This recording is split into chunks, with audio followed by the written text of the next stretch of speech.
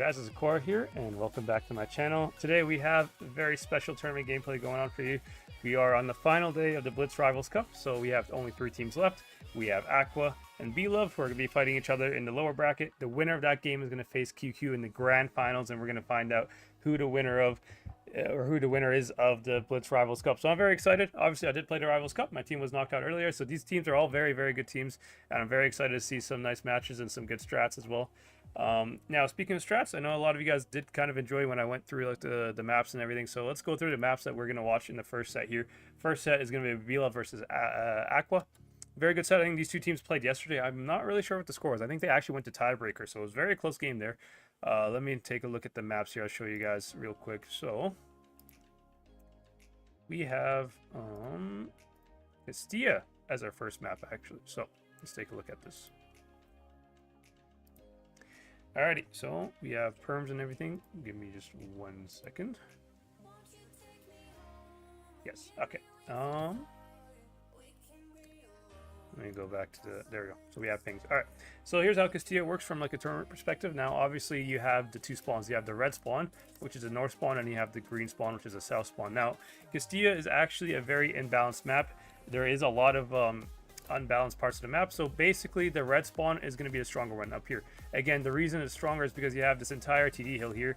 This hill overlooks the entire map. You can shoot through C, you can shoot on top of this area here as well, and you can even shoot like a little bit in front of ACAP. So this hill kind of covers the entire map, has a very strong position, whereas on the green side, the hill on the green spawn is much smaller and it's not as tall.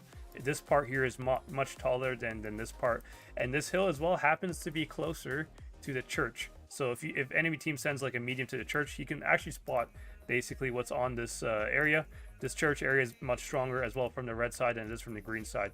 So basically, whichever team starts on the north spawn, which is the red side here, will have a pretty big advantage. That is considered the better spawn on the map, but other than that, should be pretty interesting. Now, moving on to Naval. Naval's actually a very equal map. There is no advantage to any spawn. Every side is like symmetrical, so no advantage whatsoever.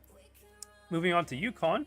Yukon does have a little bit of an imbalance, although it's not a big one, but I believe the B cap is actually easier to cap than the C cap. The reason for that is because the hill in front of the B cap is a lot longer, like it's a lot taller, whereas the hill in front of C cap is a lot shorter. So usually if tanks are pushing town here, it's much harder to reset B than it is to reset C. That's the only thing. Other than that though, it's a pretty equal map. Nothing a whole lot to talk about. Teams usually either go toward the far side here, or they go full A. Depends which like setup they have. And then Fort Despair is a tiebreaker. Fort Despair is a pretty equal map, although the green side has a bit of an advantage. It does have this like middle position here. This middle position right here is stronger on the green side than it is on the counterpart, which is the red side. The reason for that is the red side of this hill here is very steep, so you don't actually have the gun depression to really shoot over like toward A or the middle here as easily, whereas the green side you have a lot less, like it's less steep, so it's easier to get the gun depression down. So a lot of teams, they'll use like a super conqueror or Kron or something in this position. Very common position to use. So apart from that though, should be lots of interesting games, and I think we have time just to get into the training room now. I believe it should be up. Let's take a look here. Yes, it is up. Perfect. So we can start joining the room here. Will be interesting for sure.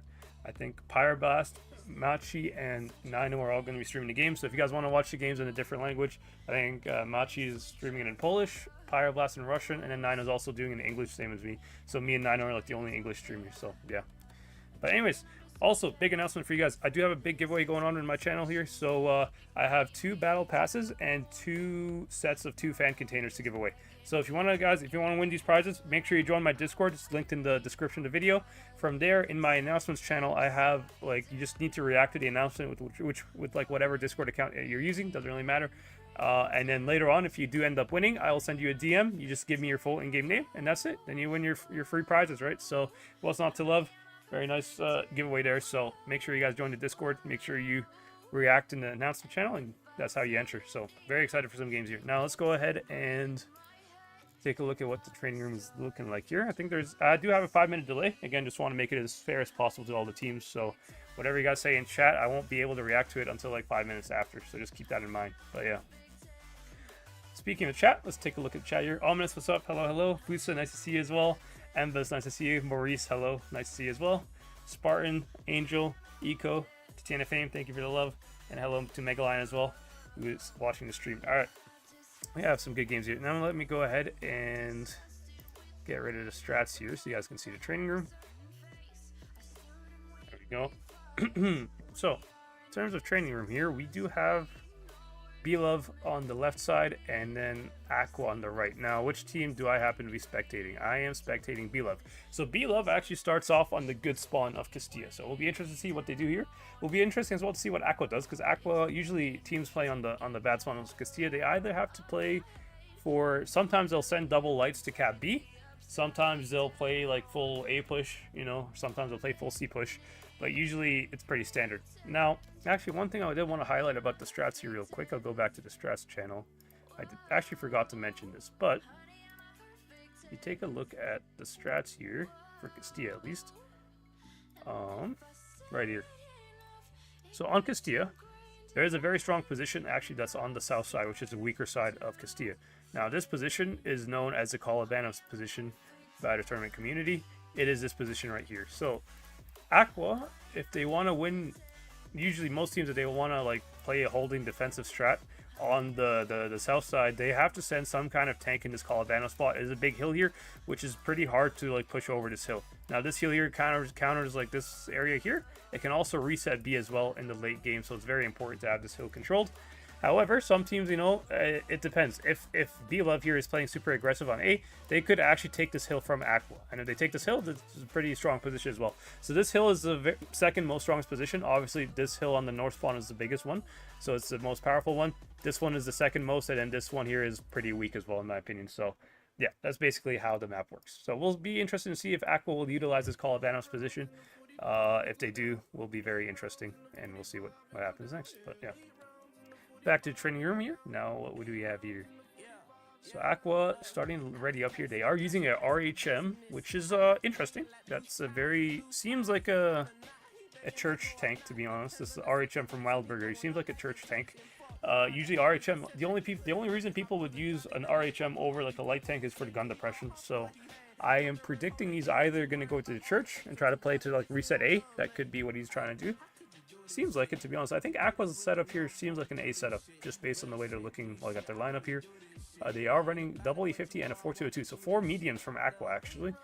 Whereas BLOVE, let's take a look at what BLOVE is running. BLOVE is running a light tank, an E50, and I believe the rest are heavies. So BLOVE is going to be much lighter, but they have a lot more HP, a lot more armor, a lot more pushing potential. They do have the Hori, which is a TD as well. So usually teams using Hori would be using it for defensive purposes, right? Hori is a tank destroyer. Turretless tank destroyer is not very good for pushing, but if they're trying to hold an angle with it, Hori is a pretty strong pick. So we'll be interested to see what they do with that one. It looks like the teams are almost ready. So let me just go ahead and just check the stream, make sure how everything's looking. Hello, NetForce. I see you as well, guys. Lots of you guys in the chat. Again, make sure you guys, if you want to tune into the giveaway, make sure you join my Discord, react to the announcements channel. You'll see the giveaways there. And from there, it will pick 2 random winners for each giveaway. So it'll be 4 winners in total. All right. So very exciting. Hopefully things go well. And yeah, I think this is also one of the first giveaways that I've done in a while here. But yeah, so let's make sure we ready up here so we can get into game. Alrighty, everyone's ready. Matches begin. Perfect. Alrighty. So yeah, AQVA is very light here. I'm interested to see what AQVA does. I'm assuming AQVA is playing for an A reset with the RHM, because RHM has a speed boost as well. So it's a very fast tank here. I'm very curious to see what... Yeah, look at the speed boost right away. You see that AQVA is sending that RHM speed boosted towards A side. I am predicting he's going to be like right where that bush is, like right where I'm zooming in on. He's going to try to reset A from there. Now let's see what BLOVE is doing here. Now BLOVE playing a lot more passive. I don't think BLOVE is really going for a cap strat here. They're just trying to play for positioning.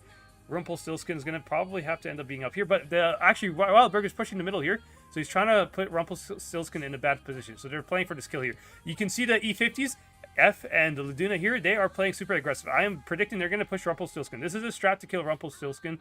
Looks like it's working out pretty well right now. The Wildburger here is actually getting a lot of shots, and yeah, the E50s is going to clean up. This guy's dead. Wow, nice strat from AQVA there, very nice strat. But BLOVE, can they recover from this? I mean, Wildburger here could probably die, but Warta's getting nuked. Yeah, this looks like AQVA is setting this up perfectly. This strat is working amazingly for AQVA here. Very nice strat here.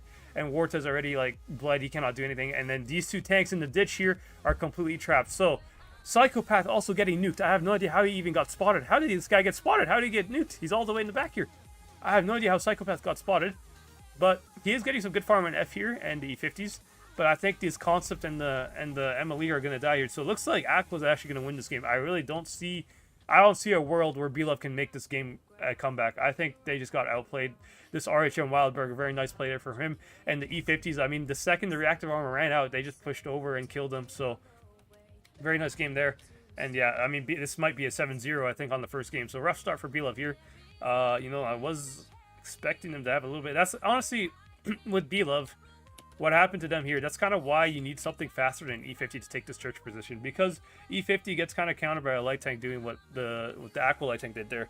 I think that's like the one mistake they did with the strat. I think everything else just kind of fell apart once that E50 died, because once the E50 died, the MLEs, I mean, the MLEs could have tried to play a holding strat and just try to like let the light tank farm.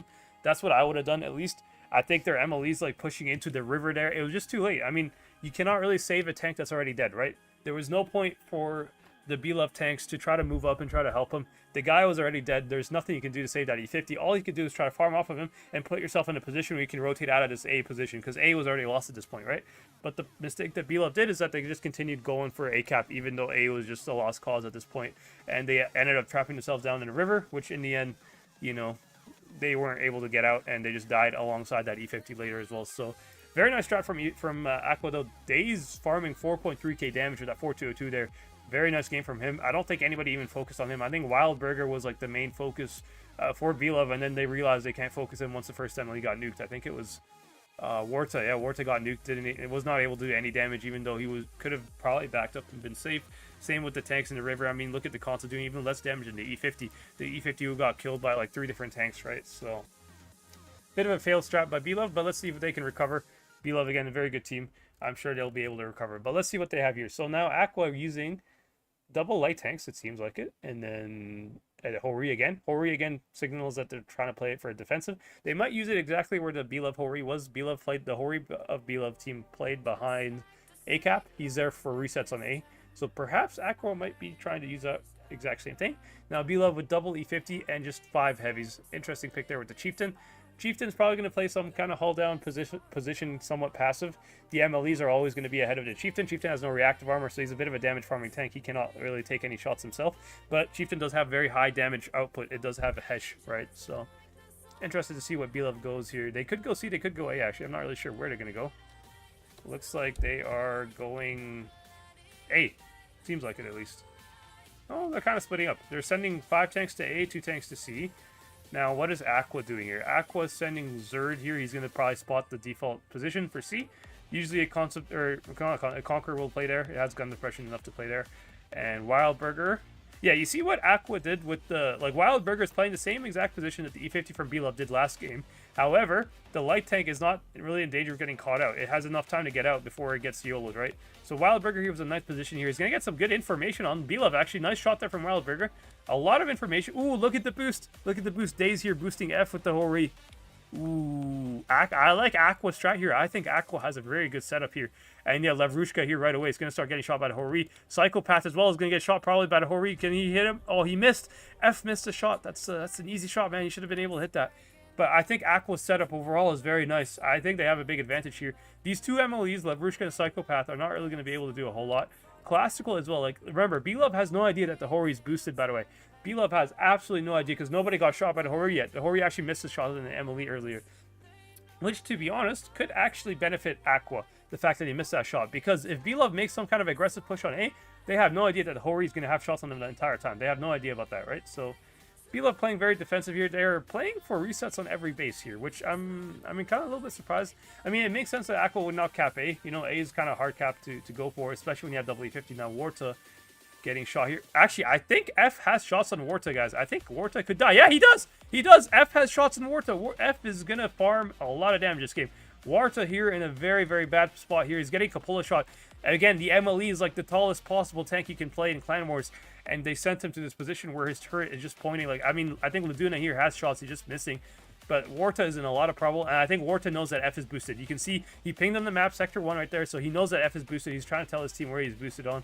So now that BLOVE knows that F is boosted, I imagine Psychopath and Classical are going to play very defensive here because they should have a lot of information that, you know, it's not going to be possible for them to like push A at all.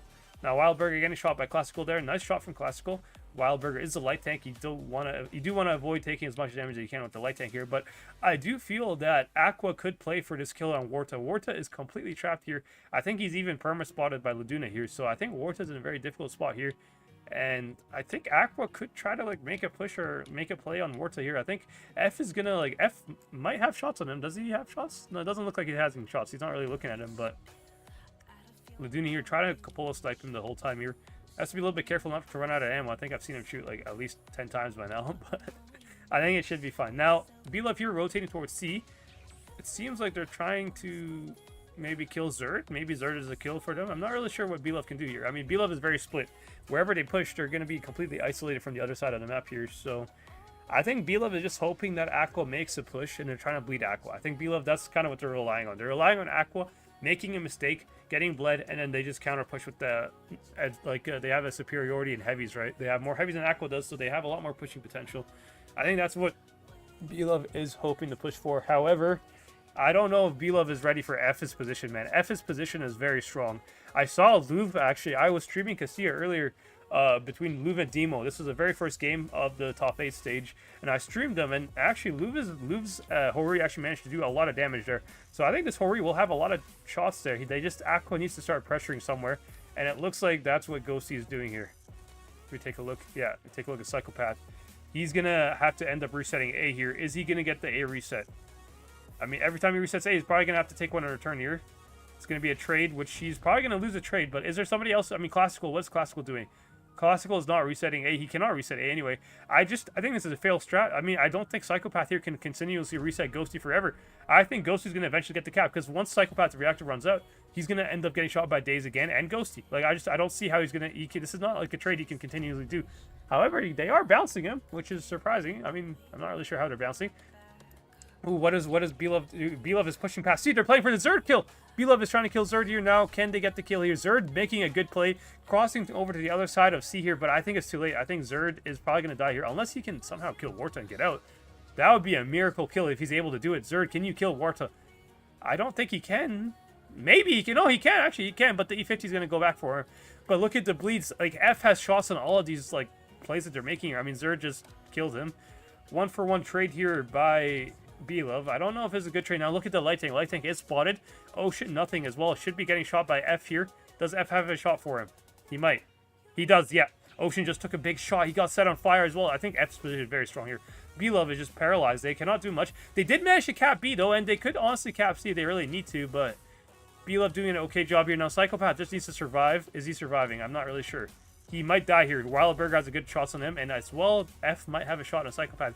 I think Psychopath is going to die here. So BLOVE is going to lose the A side of the map here. Classical is also dying. So BLOVE needs to make a push on C here. Can they kill Daze? I don't think they can. I think Daze like could be covered by F here if Daze just backs up. I don't see how BLOVE is going to win this game. I think this is another masterclass from AQVA. AQVA played this game very well. Very nice strat from AQVA. I think AQVA like has much better strats on this map than BLOVE does. Now, Daze isn't actually going to die. He is getting tracked here. Daze is not back up in time. He is just getting permanent tracked here. But I don't think this kill is going to help them. I mean, look at the HP lead. AQVA has like 5k HP above BLOVE here. And they have double caps. They have A and they're going to get B out. Again, I don't like Ghosty cannot... like Scorpion here cannot reset B because F is going to shoot him every time he peeks up to reset. And Classical is a one-shot as well. Cannot reset. I don't know how I don't even know how Classical managed to get out of this situation. But... it is a 5v5, but I think like AQVA just has every advantage right now. I don't see how BLOVE could possibly win this game. I don't see how AQVA could possibly throw this game. I think if AQVA just went AFK, there's only 40 seconds left in the game. Look at the match timer. There's only 30 seconds left. I think if AQVA just like stopped playing the game and went AFK, I just don't think BLOVE has enough time to even kill them all. Like they're gonna win the game anyways. So yeah, interesting game there. Very nice strat from AQVA. I think that whole reposition of F was just so strong. Like the Hori boosted in the corner there. I mean, he just has shots on C. He has shots on A. He has shots on B as well. Like there's nothing that BLOVE can peek without getting shot. And as well, I think BLOVE doing that push on Zerd, I think it was a good push. Just the problem was they sent 3 tanks to push down low and only 1 tank on top. And that 1 tank got nuked by the Hori. I think what BLOVE should have done, they should have sent 2 tanks low and 2 tanks top. That way, if Zerd crosses to the other side of C like he did there, which is a very good play by Zerd, by the way. If he crosses the other side of C, That way, you know, they guaranteed to kill on him without him getting a kill on the MLE that's stuck on the C side, right? So that trade for BLOVE, they're killing Zerdan but losing an MLE of their own, I think that was a very bad trade. And, you know, I mean, yeah. But to be honest, well played by F. Yeah, look at F with 5k damage. Like, this, he did the majority of the damage on AQVA's side. Probably like a third of the damage almost. I mean, just off of F's gun alone, you know? So that just tells you the power of F's position there. He had a really good position. I think AQVA had a very nice strat for Castilla. So AQVA definitely outplaying BLOVE here on Castilla, but let's see what BLOVE can do on Naval. Naval is a pretty symmetrical map here, so I'm very curious to see how BLOVE can work around it. I don't think there's any boosts on Naval, like not that I know of. So Naval is a pretty standard map where you just have to play based on rotations, based on team play. It's kind of difficult to get outplayed by strat on Naval. Naval's more of a rotational map, I think, in my opinion. So we'll be interested to see how that goes. But good start for AQVA here. They are 2-0 up. They only need 2 more wins to make it to the grand final versus QQ. But for now, I think BLOVE still has a decent chance to make a comeback here. It's not too late. You know, Castilla does seem like a bit of a weaker map for them, but maybe they'll make it on the other side here. So let's go ahead and check out. Also, since we're in the stream chat, let me go ahead and check the stream chat real quick here. What's up, Treadhead? Nice to see you as well. Hello, NetForce. Maurice, hello as well. For today's live grand final giveaway, can we win both raffles, pass and container, or should we only pick one? You can enter both. Enter both. If you pick both, if you win both, I'll try to repick somebody else. So enter as much as you want. Again, giveaways in my channel. Just join my Discord. Some link into the video there, and then just you know, react to it. It's in the announcements channel on my Discord. Very easy to find it. Anyone can enter. You don't need their role to see it. You know, anyone can see the giveaway. So just be sure to do that. Free giveaway. But yeah. Also, yeah, if you already have a battle pass, like, no need to enter it. You're not going to get compensated for it. You're just wasting the giveaway at that point. So only enter the battle pass giveaway if you don't have the battle pass at the moment. That's all I can say for that. But also, Mega Lion. Oh, let me go ahead and make you a mod as well. I think you're not a mod yet. Let me make you a mod. There we go. Alright, Mega Lion, you're a mod now. Sorry, forgot to make you mod earlier. Should have made it earlier, to be fair, but...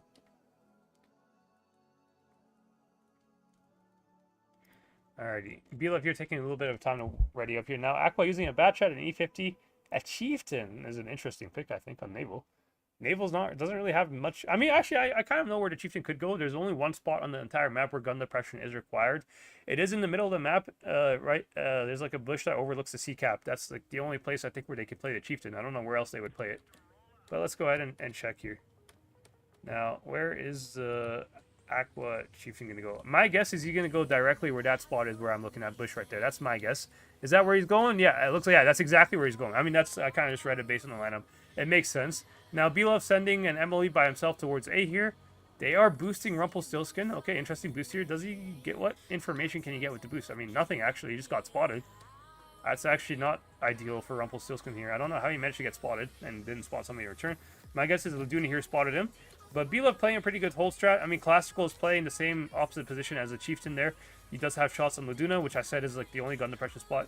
Nice shot there for Rumpelstiltskin. He did put a shot to Ghosty, but I think AQVA should get the C cap. I don't think there's anything from BLOVE that can reset C, and they're going to get cap A at the same time here. But I think AQVA got into C before BLOVE got into A, so I think AQVA will end up having the cap lead in this game, which is pretty significant, actually, to be fair. Although, I think BLOVE is already preparing for a C push here. You can see Scorpion Drago's rotation. He is rotating back to go counter Ghosty. Looks like BLOVE wants to play for a repush on C later in the game here. And I think Rumpel's position might actually be pretty good here. He has shots on Ghosty, perhaps? Does he? Ooh, Ghosty getting nuked here. Ooh, bad rotation from Ghosty there. Ghosty, I think, not really good rotation, but I don't know why he made this rotation. He gave away his position on C, which means that BLOVE is going to go, like, recapture C, no problem at all here. Now, Psychopath of Guinea actually has a very good position on A as well. If they push him on A, he can just drop down to B, and he's pretty safe. And so BLOVE is going to have double caps in this game here, and they have a HP lead, I think. I mean, yeah, Ghosty got nuked. I mean, BLOVE is trading pretty well here. Now, Alfar is pushing A here. Now, Psychopath might need to drop right away here, because he doesn't even have the HP to fight Alfar. I think Alfar just has the 1v1 against him here. So let's take a look at this 1v1 here. I mean, Psychopath is going to get shot by him. He's not really expecting him. Yeah, there you go. Nice shot into him. He misses a full shot. Psychopath needs to drop down to B right now. Psychopath, what are you doing? Why are you still up here? Drop down, bro. There you go. I mean, a little late there, but yeah, I mean, better late than never. But right now, BLOVE's main problem here is the B cap. Now, Psychopath and Classical here can bleed Zerd. Psychopath could peek Zerd, and he has a free shot on him. Ooh, he did good head. Ooh, big shot from F there. Okay, Psychopath's gonna die. Nice play from Zerd here. He's gonna push Psychopath. What is BLOVE doing on the other side of the map? BLOVE must push a C here. They need to win the C fight because they're losing the A one for sure. However, BLOVE, as they win the C fight, they actually will end up killing 3 tanks, whereas AQVA only killed 1 tank. Classical just needs to survive here. He needs to waste as much time as he can. Ghosty somehow still alive. Why did they just ignore Ghosty, guys? Why is Ghosty still alive? Okay. Missed there from Skaloid, but I think the E50 should kill Ghosty. Does he have to kill him now? He might. No, there we go. Nice kill. Okay. So, BLOVE actually trading better, I think, in my opinion. They did get 2 kills instead of AQVA's 1. However, AQVA has the cap lead, and if Daze can get out, which he did, BLOVE has to find a way to retake B here. And then Wildburger, looks like he's being sneaky. What is Wildburger up to here? He might get a clip on Classical, maybe.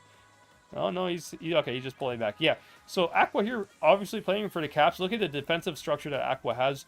Now, AQVA, in my opinion, has pretty good situation here, to be fair. Although, they could kill Daze. Daze could be a kill for BLOVE. Daze, I think, from what I see here, Daze is the weakest point of the BLOVE strat. And you can see Scorpion, I think they know that. I think BLOVE knows that Daze is the weakest point here. Because AQVA has like 2 tanks that are down in the ditch who cannot help Daze if Daze gets pushed, I think. They can only shoot them on the crossing. And yeah, BLOVE doing the right play here. They're doing a very good play here. They're sending 3 tanks to go kill Daze, which is exactly what I think they should do here. Daze is definitely a weak spot here. Now, they just need the Emily with Reactor to take some shots here.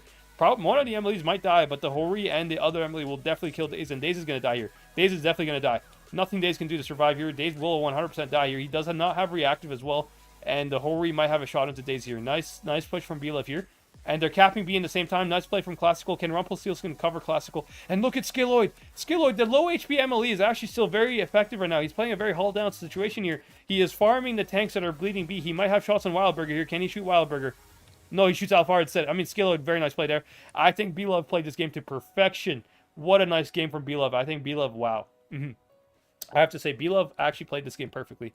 I mean, they right away, they realized Daze is a weak spot, like I called it there, and they pushed for him at the perfect time, and they managed to get B at the same time. It's 960 cap. If they get the kill here on F, they will win the game. I mean, still kind of close, actually, if somehow AQVA can get one more kill without dying. But I'm pretty sure Scorpion here is going to guaranteed get the kill here on F, unless he doesn't. Can he get the kill on F? He does, and they win the game. Nice. And they also get the kill in mid. Yeah. Wow. Well played by BLOVE, I have to say. BLOVE played this game perfectly. Like perfectly. I think the only mistake that BLOVE did was Psychopath there, taking a little too long on the ACAP to drop. He should have dropped when he had more HP. He just bled way too much, I think. But in the end, he was going to die no matter what. He just could have survived a little bit longer, maybe, if he didn't lose so much HP. But I think BLOVE, the rest of the team played really good.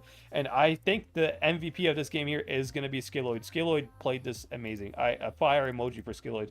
He was a low HP. He was involved in the C push early on in the game, bled a lot of HP pushing C, and then after he pushed C, he still played a very useful, crucial role, by the way. He was able to shoot a lot of, like, the damage that he did into the end game there, although it's not much. 1200 damage doesn't seem like much, but it is a lot for a tank that's a 1 HP tank, basically, right? This guy's a one-shot, and he was so effective. Skaloid played this very well. I think Scorpion Drago as well played that really good, too, so two fire emojis to them.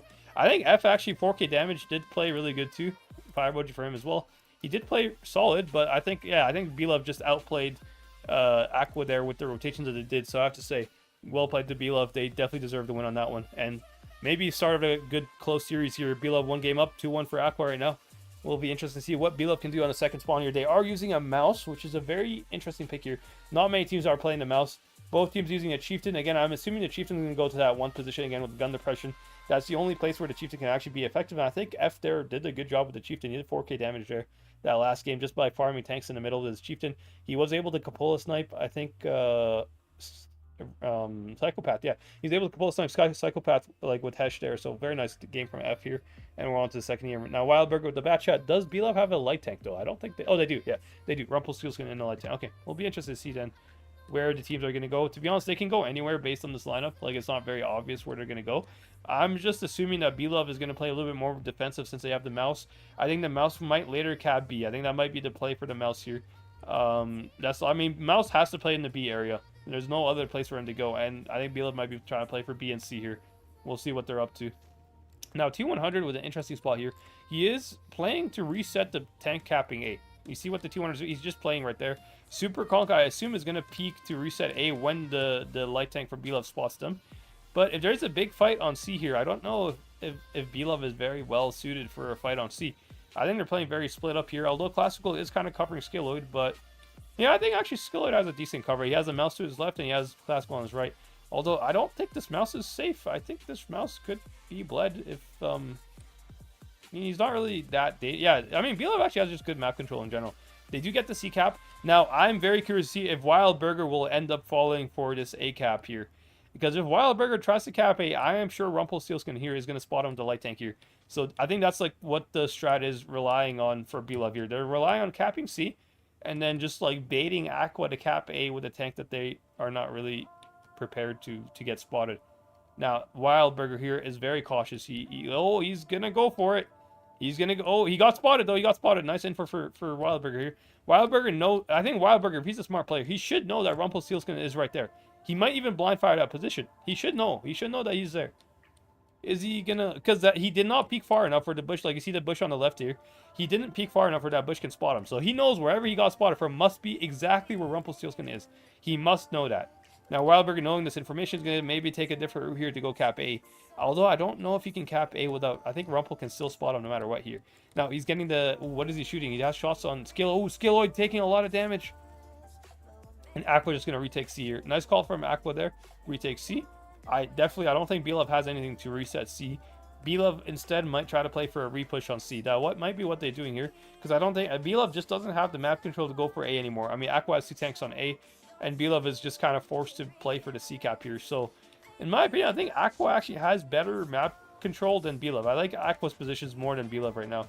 BLOVE definitely kind of boxed in right now. And they do have a mouse which, like, cannot do anything other than cap B, basically. Yeah, that's the only thing they could do. Now, Scorpion, you're getting bled here by Ghosty. I'm not really sure what this pathing is, bro. You're not going to win it. You're going to get shot by F here. F is definitely going to shoot him. One shot from F. I mean, Scorpion, I don't see what the play form for him is here. Now, Super Conk also is going to get shot by F again here. I mean, F is going to farm another, 4k damage? Like, what? They're just giving him free damage at this point, you know? They are playing for A here, BLOVE, but I don't know if they can even win this. I mean, Wildburger is just baiting off of Ghosty right now. If they push Ghosty, Wildburger's going to put a big clip into Rumpelstiltskin. Little Rumpel only took 1 shot, 2 shot there. Wildburger now has to get out, I think. Wildburger must, like, run away here. He's going to probably get focused. Yeah, can he drop into B and get out? Ghosty's going to have to drop, although Classical has good Hesh farm on Ghosty. Looks like Ghosty's going to be the kill here, but AQVA did kill the Skilloid on the other side of the map here from BLOVE. So I still think that BLOVE has better, like, or AQVA has much better position right now than BLOVE. BLOVE is still boxed in.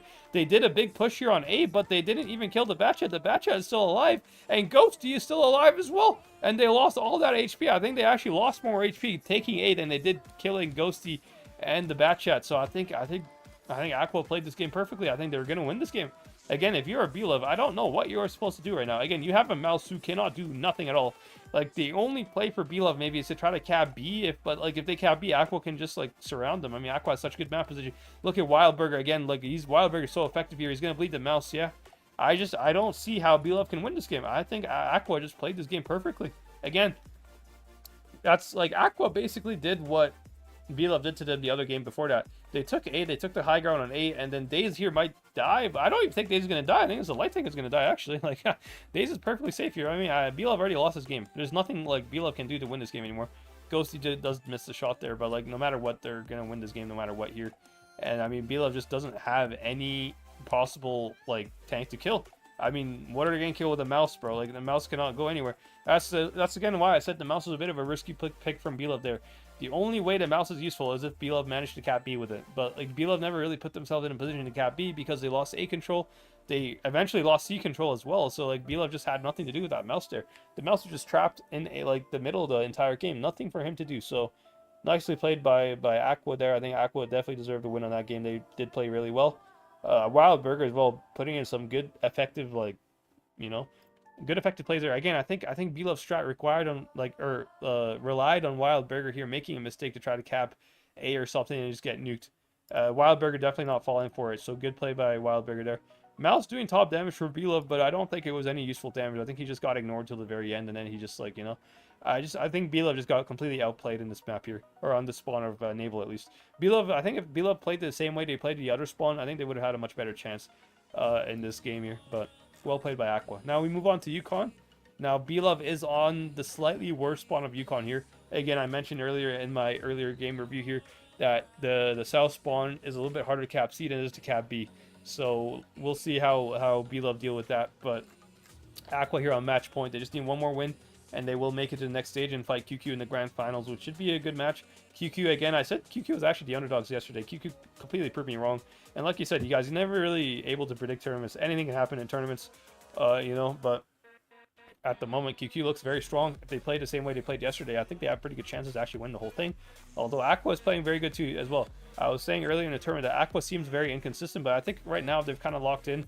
The last few times I've seen them play, they've been very, like, playing really well actually overall. So we'll see how AQVA does here. Now, BLOVE does kind of have to reverse sweep AQVA if they want to win this. Looks like they are sticking again to the mouse pick. I'm not really sure what they are doing with the mouse here. I don't see how mouse could be good on Yukon. Yukon is a very rotational map. Mouse on Yukon is kind of like interesting. BLOVE using triple E50 though, so triple E50 seems to tell me that they're either going to push A corner or they're going to push for the med side. It could be either one. You never really know, to be honest. E50 is going to go either side. It just depends on what the caller says. Now, based on the lineup from AQVA, looks like they could go either side as well, to be fair. But ooh, the RHM, okay. RHM right away, the second I saw the RHM, I know they're going to go toward the med side position. There's no other reason for them to use an RHM other than the med side, because RHM has gun depression, and that's the only place on the map where you need gun depression is on the med side. So I think definitely with the RHM, they're going to go med side. They might speed boost it over there just for like early information. We'll see exactly what they end up doing here, but interesting game so far. I'm excited to see what happens next.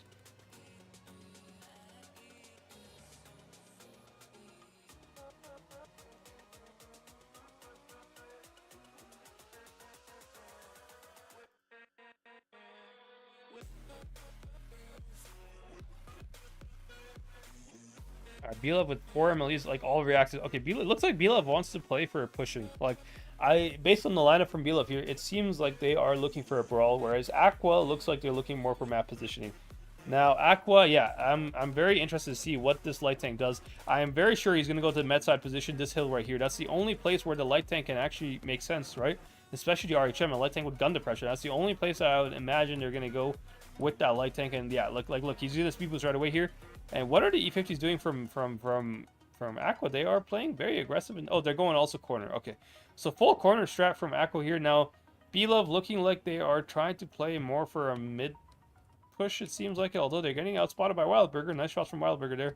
And BLOVE's going to have to pull back toward the middle. Although if they pull back toward the middle, they have F can shoot them, right? Although it looks like Scorpion's going to countering F. Now, triple E50 here. Are they going to play? Like I saw the triple E50. It looks very obvious that they're looking for a brawl early on here. What are they trying to look for here? I mean, there's nothing really in the AQVA spawn. There's nothing for them to really catch out here. It looks like they're just trying to play for map positioning and maybe cap C later. No, they're not trying to cap C. I don't know what they're trying. They're looking for a brawl here. Double E50 from BLOVE, playing very aggressive, a little bit riskier, to be honest, because, I mean, AQVA also has double E50. These double E50s could rotate and go kill these double E50s. So AQVA here, I think that's the play AQVA should make. I mean, these double E50s cannot be allowed to play here. I mean, they're going to bleed out Alfar and F here. F and these double E50 need to go kill the BLOVE E50s here, which I think is the play that they're doing. I mean, that looks very logical. Now, BLOVE might be a little bit in trouble here, and yeah, Classical getting absolutely nuked. Negative 1300 HP in, like, just a few seconds. I don't know, like, I don't like BLOVE's strat here. I mean, Wildburger's position on the top of the map there basically locks down the med side for BLOVE. Like, BLOVE cannot re-push med side here. So BLOVE have to make sure they win town at all costs here. They have to rotate toward the town here, but, like, they're so far away with their MLEs. BLOVE, I don't know what they are doing here. Very, like, it was a very ambitious push there.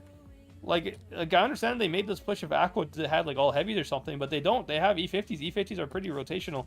They definitely, like, AQVA here has a much better position, although they don't have caps, but I don't think caps matters here. I mean, Zerd is in pretty good position here, and, like, if Psychopath tries to re-push Zerd, Wildburger has shots on him. Like, look, Wildburger should start shooting Psychopath here right now. Yeah, see?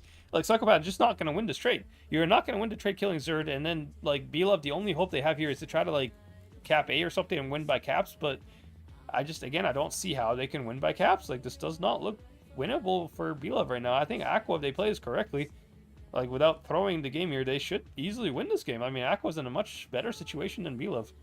Now, BLOVE looks like they are trying to counterpush the E50s, but, I mean, maybe it might work, actually. I mean, they could catch them off guard here. BLOVE, if they move past them, but they're going to lose the 2 tanks in their spawn here. So they're basically trading 2 for 2, essentially, at this point. But I think AQVA just has the easier kill on these 2 tanks here. I think Psychopath is going to die much faster than the E50s from the A side are. I mean, they actually did. Actually, I don't know. Maybe actually, BLOVE might be coming back here. They are killing Days very quick here. And they killed Laduna. Their Laduna's going to die pretty soon here. Classical should have the kill here, I believe. Okay, nice. But then, I mean, the MLE here from BLOVE here just trying to waste time. I mean, it might actually work out for BLOVE here. BLOVE could win this game by cap. They're almost at 800 caps here, and they're capping A as well, and they're going for Alfar, although F here is going to counter Rumpelstiltskin here. Rumpelstiltskin is not going to be able to make this kind of push here. In fact, I think he might get pushed on, actually, by Alfar and F here. And somehow, they haven't even killed the MLE in spawn yet. I don't know what's taking them so long to kill this guy. Skilloid is still alive, bro. How is he still alive? I don't understand. BLOVE pulled this game out of the bag, I think. I think BLOVE might actually win this. Alfar's going to die. I mean, like, by HP, AQVA's winning, but, like, they have to split their tanks up to go for caps here. They're not going for caps. AQVA's ignoring the caps here, which I think might haunt them. I mean, F might die here, although I don't know, actually. No, it looks like AQVA's going to win this by just a pure HP. I mean, they just have so much HP. Yeah, I mean, BLOVE, like I said, I just don't like BLOVE's positions at all. Very ambitious play there from the E50s and spawn. I think BLOVE just was asking to get pushed there. I mean, they're looking for a brawl, but like they didn't really win the brawl that they were looking for, you know? Like, in fact, they had to run away from the brawl with an absolute like loser trade there. They lost 1300 HP without getting any damage in return on that E50. So, well played, AQVA. AQVA win the series 4-1, I believe. Well played. They 100% deserve it. I think they just outplayed BLOVE in most of the games. They took better positions than BLOVE. On Castilla, I mean, AQVA just outplayed BLOVE on Castilla. Castilla strats from AQVA were just top tier. And then Naval strats, I think Naval was pretty even. I think BLOVE just on the second Naval with that mouse pick there tried to play for something that AQVA did not give them. AQVA didn't make any mistakes. Wildberger played those games pretty well here. And F again, 4.7k damn, bro. F, like, I think F has farmed like, I would, like, if somebody can calculate this, I feel like F farmed like 4k average in this set. I don't think there's a game where F did like less than like 4k, man. F played this game very well. Let me take a look actually at all the other games here. We take a look at Castilla. I mean, what did F do on Castilla? Alright, Days was the 4k. F did 2k there. And then F did, I think, 5k on the second one. The other Naval game that he did 4k as well. The other one he did 3k. I mean, F average damage here is basically 4k the entire series. Nice. I mean, well played by F. Good job. GG to him. He's on fire in this game here. But yeah, let's see if AQVA can carry on the same momentum versus QQ here. Now, QQ is going to be an interesting pick as well. Down there is going to be a pick ban, so we don't actually know the maps yet for QQ. There is a pick ban system. It's going to be best of 9 as well, so it will be pretty interesting to see. Pick ban, I assume as well, they're going to pick the spawns as well. So there's a lot of interesting factors there, which are going to be hard for me to cover every single thing here. But I'll try to cover it as much as I can with the maps that are end up being in the grand finals here. But in the meantime, we do have a bit of a break here. Again, if you guys are interested, again, make sure you join my Discord. Description is in the video there. If you join a Discord, you'll be able to apply for the giveaway. Just, again, react to the giveaway. And we're giving away 2 battle passes and 2 sets of 2 fan containers to 4 different winners. So if you guys are interested for this giveaway, make sure you join in Discord. Make sure you react. It's completely free, you know. To be honest, you don't even need to subscribe if you don't want to. But, you know, I would appreciate it if you subscribe, like and subscribe. But, you know, if you really don't want to, you can still enter the giveaway that way as well. So, again, make sure you enter the giveaway. But, yeah. If you guys also enjoyed this commentary, make sure you give me any, you know, I haven't really commentated a whole lot in tournaments. But if you guys have any tips or, you know, constructive feedback, whether it's negative or positive, happy to hear it. Just let me know in the chat or in the comments or DMs or whatever. You know, happily like to commentate more games in the future, and hopefully I can commentate in this upcoming EU season here. I think I will be able to commentate for the EU server next season in whatever tournament it ends up being. So it will be interesting as well to see how that goes. But yeah.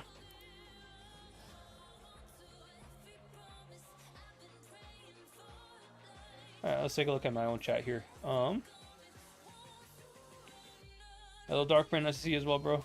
Why do I have such a delay? I have to have a delay, bro. I'm streaming in a tournament game here. I don't want to...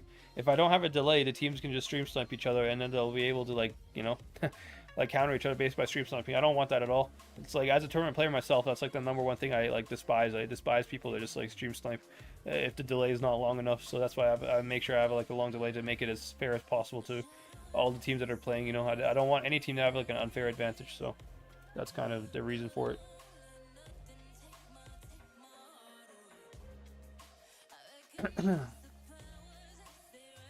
I mean, 3-minute delay is okay, I guess, but still, in some slow games, 3-minute delay can actually like still like teams can still stream snipe for 3-minute delay. I think 3-minute delay is not really that long, in my opinion. I think games should be 5-minute delay minimum.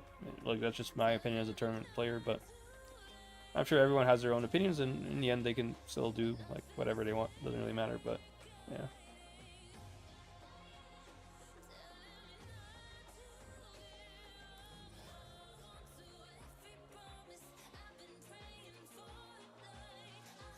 Is there another room up, or let me take a look?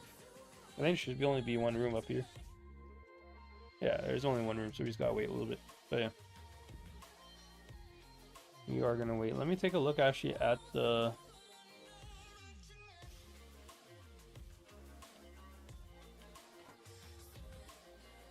I think actually till we get this, we can go into like a quick pup game here. Let me go play a quick game here. I'll get the chieftain out since. Seems like it was used quite a bit, actually.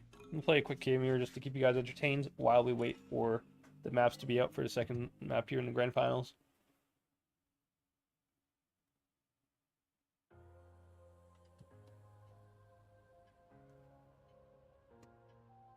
I'm going to go med side, actually. Well, yeah, med side I think is okay.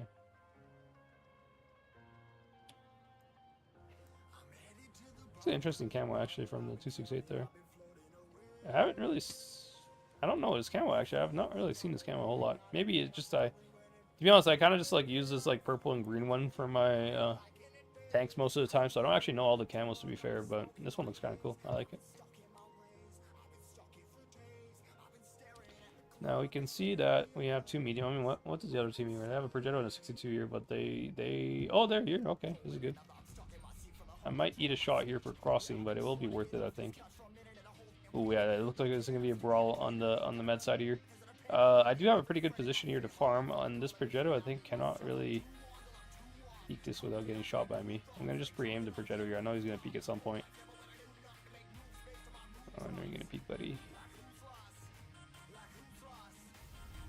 Alright, Kron is the one that peeked me. That's like not what I wanted to see. You know, this Kron's gonna be annoying.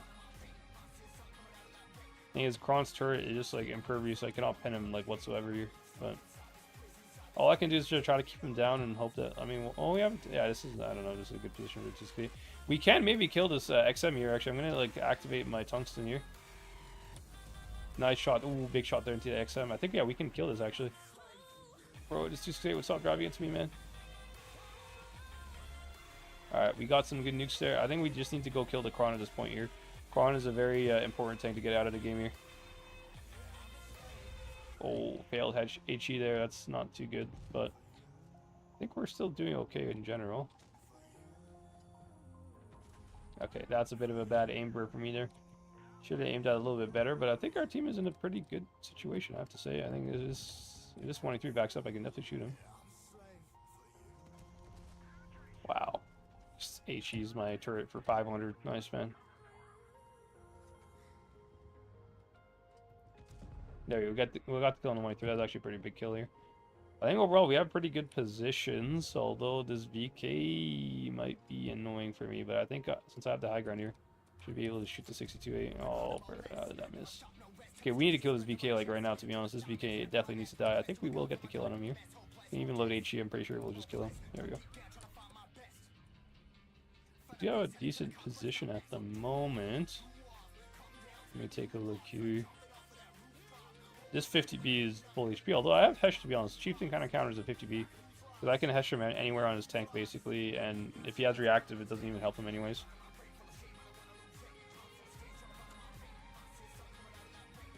Bro, how is this bouncing? Okay, nice.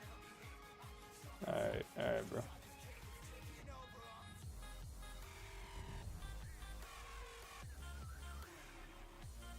I'm gonna just load AP at this Kron here. I've been like missing every single headshot.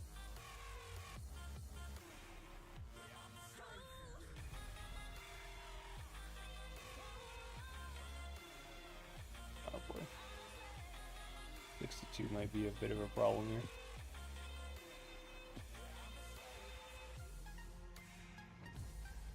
How does he hit that? I'm gonna die here.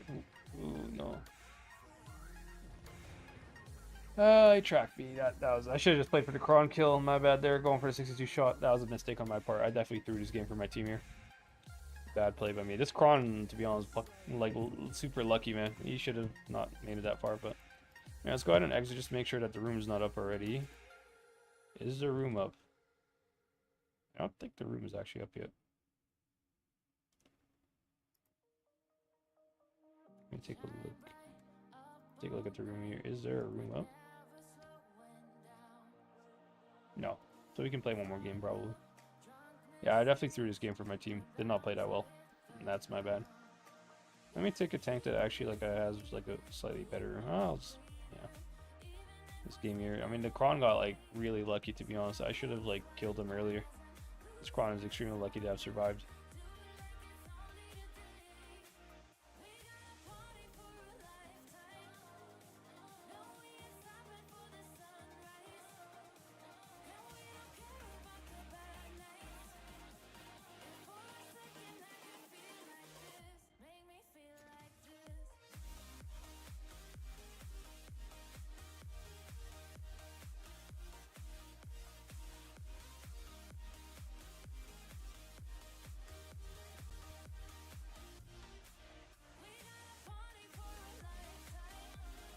I'm gonna go med side here for sure. I mean, Chieftain, I don't really have the best armor, to be fair, so it doesn't make sense for me to go heavy side.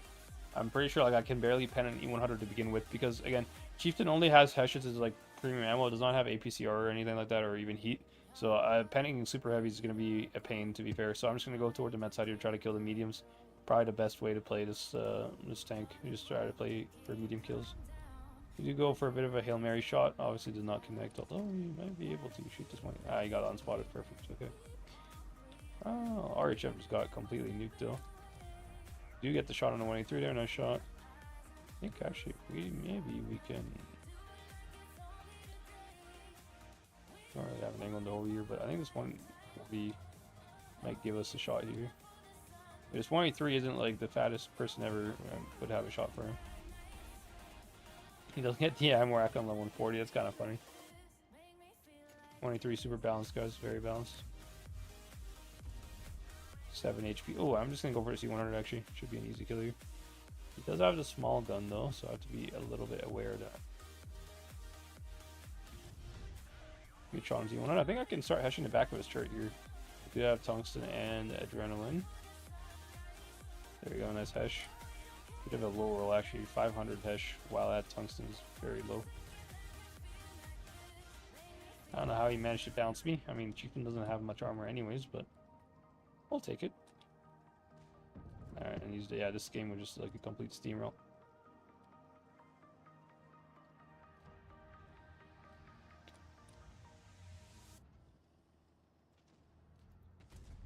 I can't pen this guy at all, bro. I'm just gonna go YOLO him. Oh. Oh my god, what am I watching? Damn. 7-0 game that like ended in like 2 minutes. Nice. Not a whole lot of time for me to farm that game.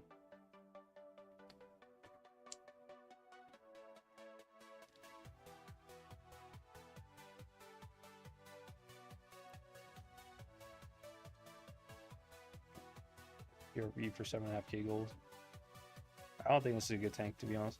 By the way, if you guys want to check out the store here, there is some pretty good deals actually for the cons with the E6, T77, and Loki the Super Hellcat as well. Very enjoyable.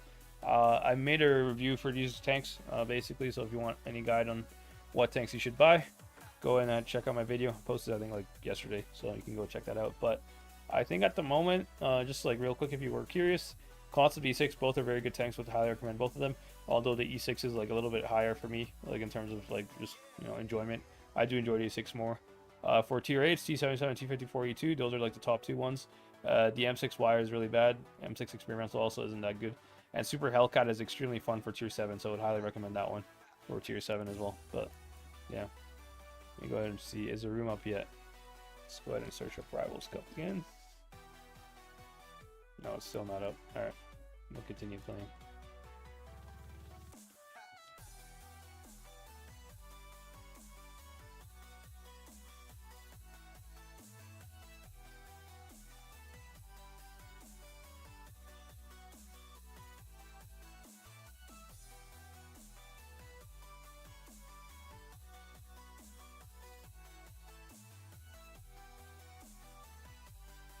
Alright.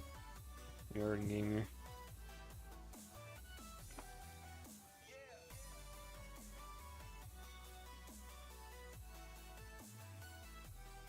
Enemy team with double 183, bro. Oh man, that's gonna be annoying.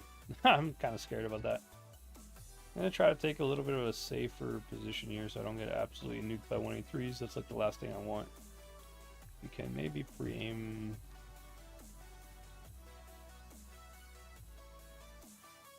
I'll be able to play here actually. Alright, there's one of the 183s. Gotta be careful about him. Oh, he just shot. Perfect. I just heard that shot. Nice tungsten run into him. I have to watch out for the second 183. I don't know where he is. Maybe HE's cool. Ooh, missed the HE. Unfortunate.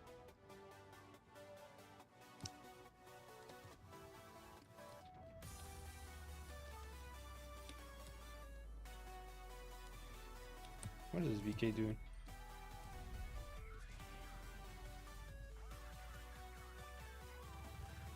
Oh boy. How are they managing to lose this game?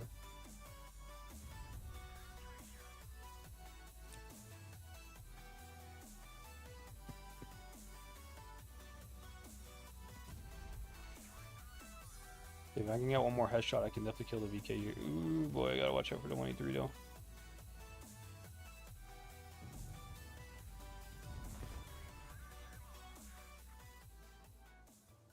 Not looking too good for my team.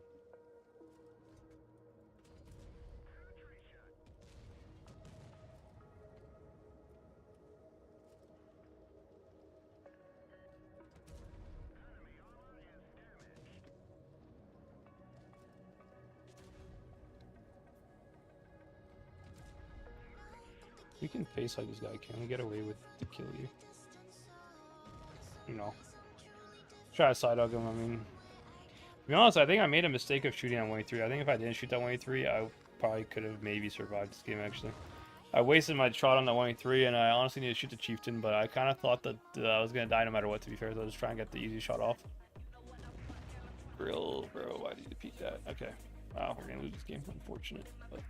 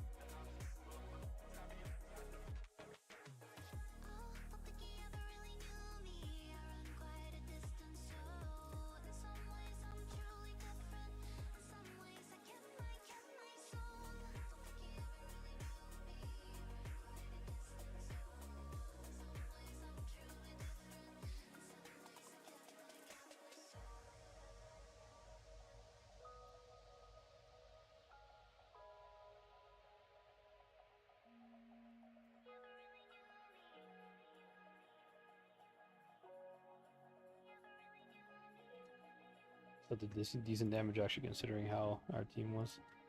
Go ahead and check again if the room is up.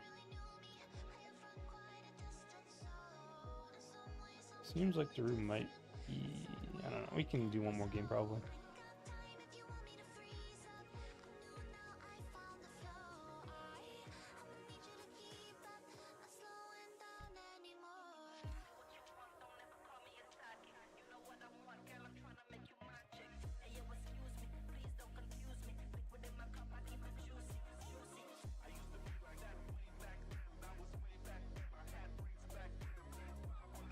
Alrighty.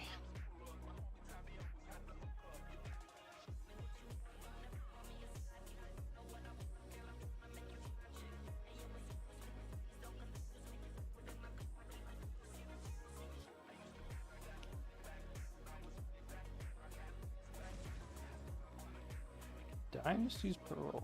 I mean, this map's not really the best one for the Chieftain, but I think I can make it work, to be honest. Chieftain is pretty decent all down. I can play somewhere here or even here and try to use my gun depression. Although I feel like the enemy team did not come here because we didn't spot anybody with that T90, or yeah, this guy didn't spot anybody at all. So I think immediately here I can just start flanking the spawn here, although I just don't want to like end up flanking into the 183. He did get spotted though, so that's all the information I needed. Should be a pretty free flank here on my end. Ooh. They're gonna shot it to him. I'm gonna try to back up so I don't get nuked here. Did he shoot? He might have shot. Alright, I am definitely not peeking that a third time.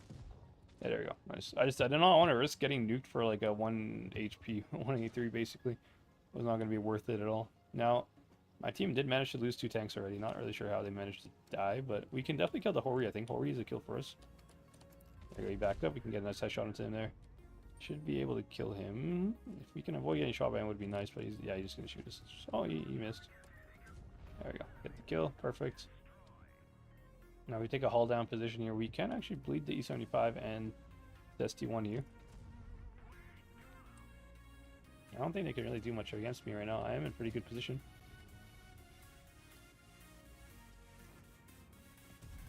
This Cupola sniping ST1 should be pretty easy farm here.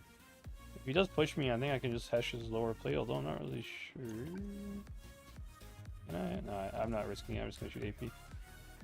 Bro does not have a loader as well, so we definitely have to reload against him here. There we go, nice kill. We did kind of high roll that as well too, so nice game so far. C75 might be a little bit of a struggle for me, although he's kind of giving me an easy headshot actually. Okay.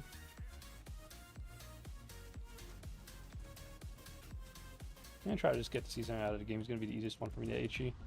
Can 2-shot him with Hesh basically, and this Karo should deal with the 4202. So this should be still a pretty easy win here. Nice. I think I can just go for the Rhinoceronte. It doesn't really make sense for me to chase a tier 9 medium there. He's probably going to run into our T92 anyways, so I'm not really that worried about him. It's the Rhinoceronte that I don't want him to escape. Okay, I mean, if this guy just runs into me, then sure. We take our time to aim the Hesh shot there. If I shot through the car, the Hesh would be absorbed by the car there. So it would not have done the damage that I wanted. Oh boy, how did he manage to die, bro? Okay, we gotta just DPM this Rhinoceronte here. Oh no. Nice, car got the Amorek, but I might die here. Nice, he shot. Oh, I might get the kill here if I can Hesh him. I mean, I will definitely get the kill out of the reload. Nice. Nice game there from us. Wow. Close game, but hope you guys enjoyed. Smash like and subscribe. And let me, how much damage is that actually? Bruh, 6.5k. I might actually save that as a replay. Oh, nice. We got the quest for the container. Let me go ahead and save that as a replay. Let me go check the training room again here. Okay. Oh, all 10. Okay, there's people. Okay, I gotta join the room here. What is the room password?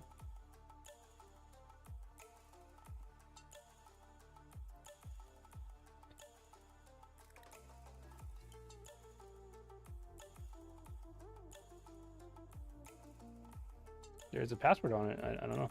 Oh, wait, they took off the password. Never mind. All right, we're good now. All right, we're good to join.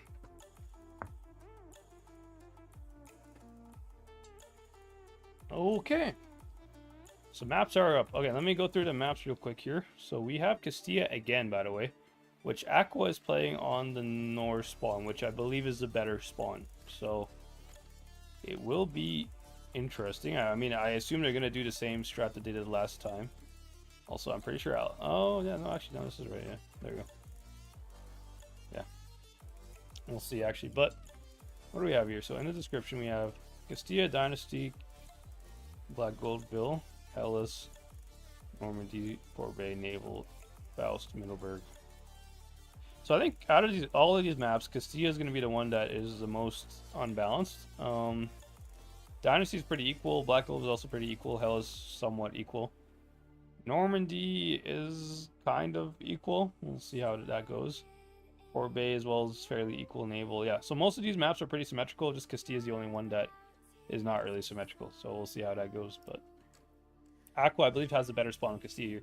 So I wonder if they're going to do the Hori boost again. I mean, to be honest, that Hori boost is like really hard to counter. I don't know how, like, as a team, if you're playing against it, I don't really know how you're supposed to avoid that Hori. Because, like, whether you're like on Castilla on the best one, you have to either like push AAC or play for caps, but it's very hard to defend caps when you yourself cannot cap a single base because the Hori has shots in just about every base in the whole map, right? So It'll be interesting to see how that goes. I'm very curious. I think AQVA should have a pretty big advantage on Castilla here. I believe they should win this game if they run the same strat they did last time versus BLOVE. Will be an interesting strat to see, but maybe QQ has a counter for it. We'll figure that out as well once we get into the game here.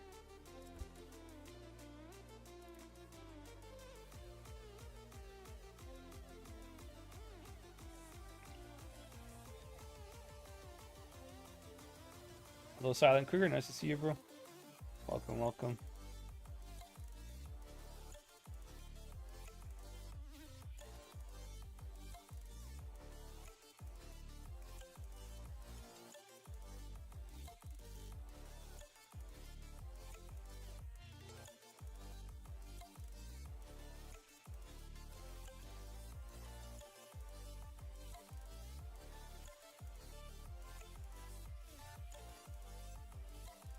Dog Particular, welcome as well. Nice to see all of you guys in chat. And if you guys want to join giveaway, I do have a giveaway on my Discord. Make sure you join my Discord in the description. From there, you'll be able to react to the announcement, and then my announcements have the giveaway there. And the giveaway bot will just randomly select 4 winners for the battle passes and the fan containers as well. So if you guys want some free stuff, make sure you go join my Discord, apply for the giveaway there. Very simple. And yeah. And also, if you guys if you enjoy this kind of content, if you enjoy tournaments, if you enjoy me streaming them, make sure you guys smash that like button. Also, make sure you subscribe if you're not already, if you guys want to see more stuff like this, because obviously hopefully in the next season I'll be able to stream as well on the EU server. I'll probably be an EU streamer, so we'll see how that goes. And yeah, interesting stuff though. Now AQVA seems like they're running the same strat, to be honest. I mean, they're running F is in the Hori again, and they have a 215B in Days, which is the exact 2 people that were the ones involved in the boost earlier. So I just assume right off the bat, I assume that AQVA is going to do another boost strat. Like, I believe that's like what they're doing.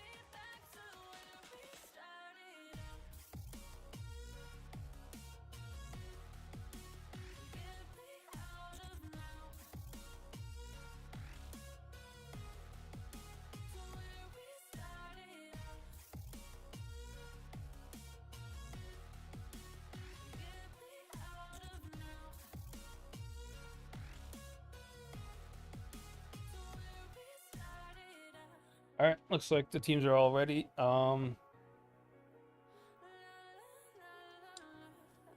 actually changing the lineup. Type 71. Okay, this Type 71 pick is pretty interesting. I think what I kind of know where he's probably gonna play. He might play the same spot he played with the Super Kong in the last game, the previous game versus BLOVE, which is in the top corner of the C cap. Or he might actually play for an A reset with the Type. But although I don't really think you need an A reset with the Type, to be fair, because you have a Hori that's like able to do that. And AQVA's running double lights, which could easily do that as well. But we'll see. I'm kind of curious. They are using double lights in the E50. I'm not really sure if AQVA used an E50 last game. But seems like they're trying to run a strat where they can just cap faster than the other team here and try to hold it to Hori that's boosted. That's kind of my assumption of how AQVA's going to play this game. Now, QQ, on the other hand, here, a very, very completely different lineup. They have all heavies, basically. So, QQ 100%, I think, is just trying to make some kind of push somewhere, I guess. They have WE6, all MLEs, and Mouse.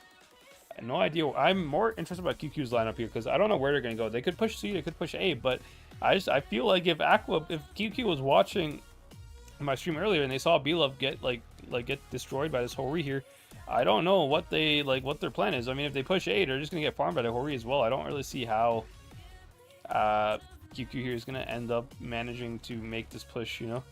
Very excited to see what they end up doing. And now Azerd, yeah, playing the Super Conqueror spot, the exact same spot I called it, like the top corner of C cap there with the Type 71. The only other spot he could have played was where this E50 is right now, but it seems like he's not going there. So interesting strat. I guess Wildburger again spotting. I mean, he has all the freedom in the world to do this spot. because QQ does not have a light tank or anyone to counter him, so he can just play like this, to be fair. He does get the bounce on IRE here, bounced him. But yeah, again, the boost, as I said, Alphar boosting F here. Last time I think it was Daze actually that boosted him. Not really sure where Daze is playing. Daze is a light tank. He's okay, yeah. So QQ playing full map control again. Or not QQ, AQVA. I mean, QQ looks like they're like really just looking for a push somewhere. I mean, I don't know what they're doing exactly here. You know what, actually, I think I know what this QQ strat is. I've seen this before. I think, where's the mouse? Where is the mouse? Is he on B? No, he's not. Where are they not using a mouse? Ah, they swapped up the mouse for an Emily. Okay. Yeah, I think QQ's going to try to push through B, and they're going to try to kill Ghosty here, but I don't see how this is going to work. Unless they... Yeah, oh, they do have a mouse. Yeah, the mouse is boosted up here. Yeah, so... I don't see how this is going to work. I think this is a failed push already. I mean, F is going to farm so much damage off of this mouse here. This mouse hasn't even started pushing. He's already bled half his HP. I mean, I just don't see how this push is going to go well for QQ. They're trying to kill Ghosty, but like Ghosty has coverage from F here. F can farm off of Ghosty pretty hard. I mean, F is just going to like... He does get spotted, so he's able to... He has to drop here. It could be a good push here if the Emily's can survive. This mouse did bleed a lot, though. He needs to 1v1 Wildburger here. Krim has shots on Wildburger, so he's shooting him. Actually, QQ's managing to win this. Wow, they're winning this somehow. Although F is still going to probably be a bit of a pain. He does bounce the shot, though. F, how can you cannot bounce these kind of shots. F needs to win the 1v1 with this Emily here because there's nobody else from AQVA who can help him. I mean, F just needs to make sure he wins this. Now, Wildburger does kill the mouse, although this is 1v1 between Wildburger and Krim here. I mean, or Jungle here. I mean, I think Wildburger's not going to be able to win this, so I think QQ actually has a pretty good position here. Although the HP is pretty equal, and F is like proven to be a bit of a pain for QQ to kill here. I mean, it's looking okay for now. IRE he needs to get this kill. Can he get the kill? Nice, he gets the kill. But they're all one-shots. I think AQVA has a better position overall. Where does Wildburger survived, by the way. Yeah, AQVA should win this game just because their light tank survived, in my opinion. Alphar might die for this, but I think the AQVA light tanks are going to be able to carry this game here. Daze here is just perma farming, and Krim cannot even counter Daze. Like, Krim cannot do it. Daze is high up on the hill. Krim does not have the gun elevation to even see Daze right now. Daze is perfectly safe, and Daze has jungle here. Is completely trapped here. He's gonna get I think AQVA wins this game just because of their light tanks. Which, you know, that's kind of the problem. Like, the mouse died without killing Wildburger. I don't know how that managed to happen. But I think AQVA should easily... Ooh, Wildburger taking a shot there could be costly. But, no, it's 3v1 there. Yeah, I don't see how Krim is supposed to, like... I mean, Daze is just full HP, to be honest. Daze could just heal Krim right now, and he'll probably win the 1v1 anyways. Zerd's a 2-shot for him, and Wildburger is a 1-shot, but he's a light tank who can just run away. So Krim has to eventually find a way to kill Zerd here, which I just don't... I mean, even he's going to kill Zerd. I know he will, but I mean, yeah, he's already lost half his HP, and I don't... Like, Wildburger's probably going to shoot him again here. He does get the bounce, actually, but... AQVA win this game because of Daze, in my opinion. Daze and Wildburger, especially Wildburger surviving. Like, if Wildburger died, then AQVA actually could have lost this game, in my opinion. Because Daze was pretty, like, isolated anyways. It's not like he could really help the fight. But the fact that Wildburger can just come up behind him like this and be, like, a pain for them, I think just seals the fate for QQ there. Like, QQ had no chance to win this game once, like, Wildburger escaped. I think they lost... Like, the idea from QQ was actually pretty good. It was actually working out really well here. Just the mouse, man. I don't know why the mouse, like... I need to go back and check where this mouse died. But, like, Krim's gonna die no matter what, to be fair. So I don't really care that much about what he does. But, like, how did this mouse die? Like, why is he there? Like, I don't understand. Why didn't the mouse wait till this push from B-Cap started and then he pushed for the light tank?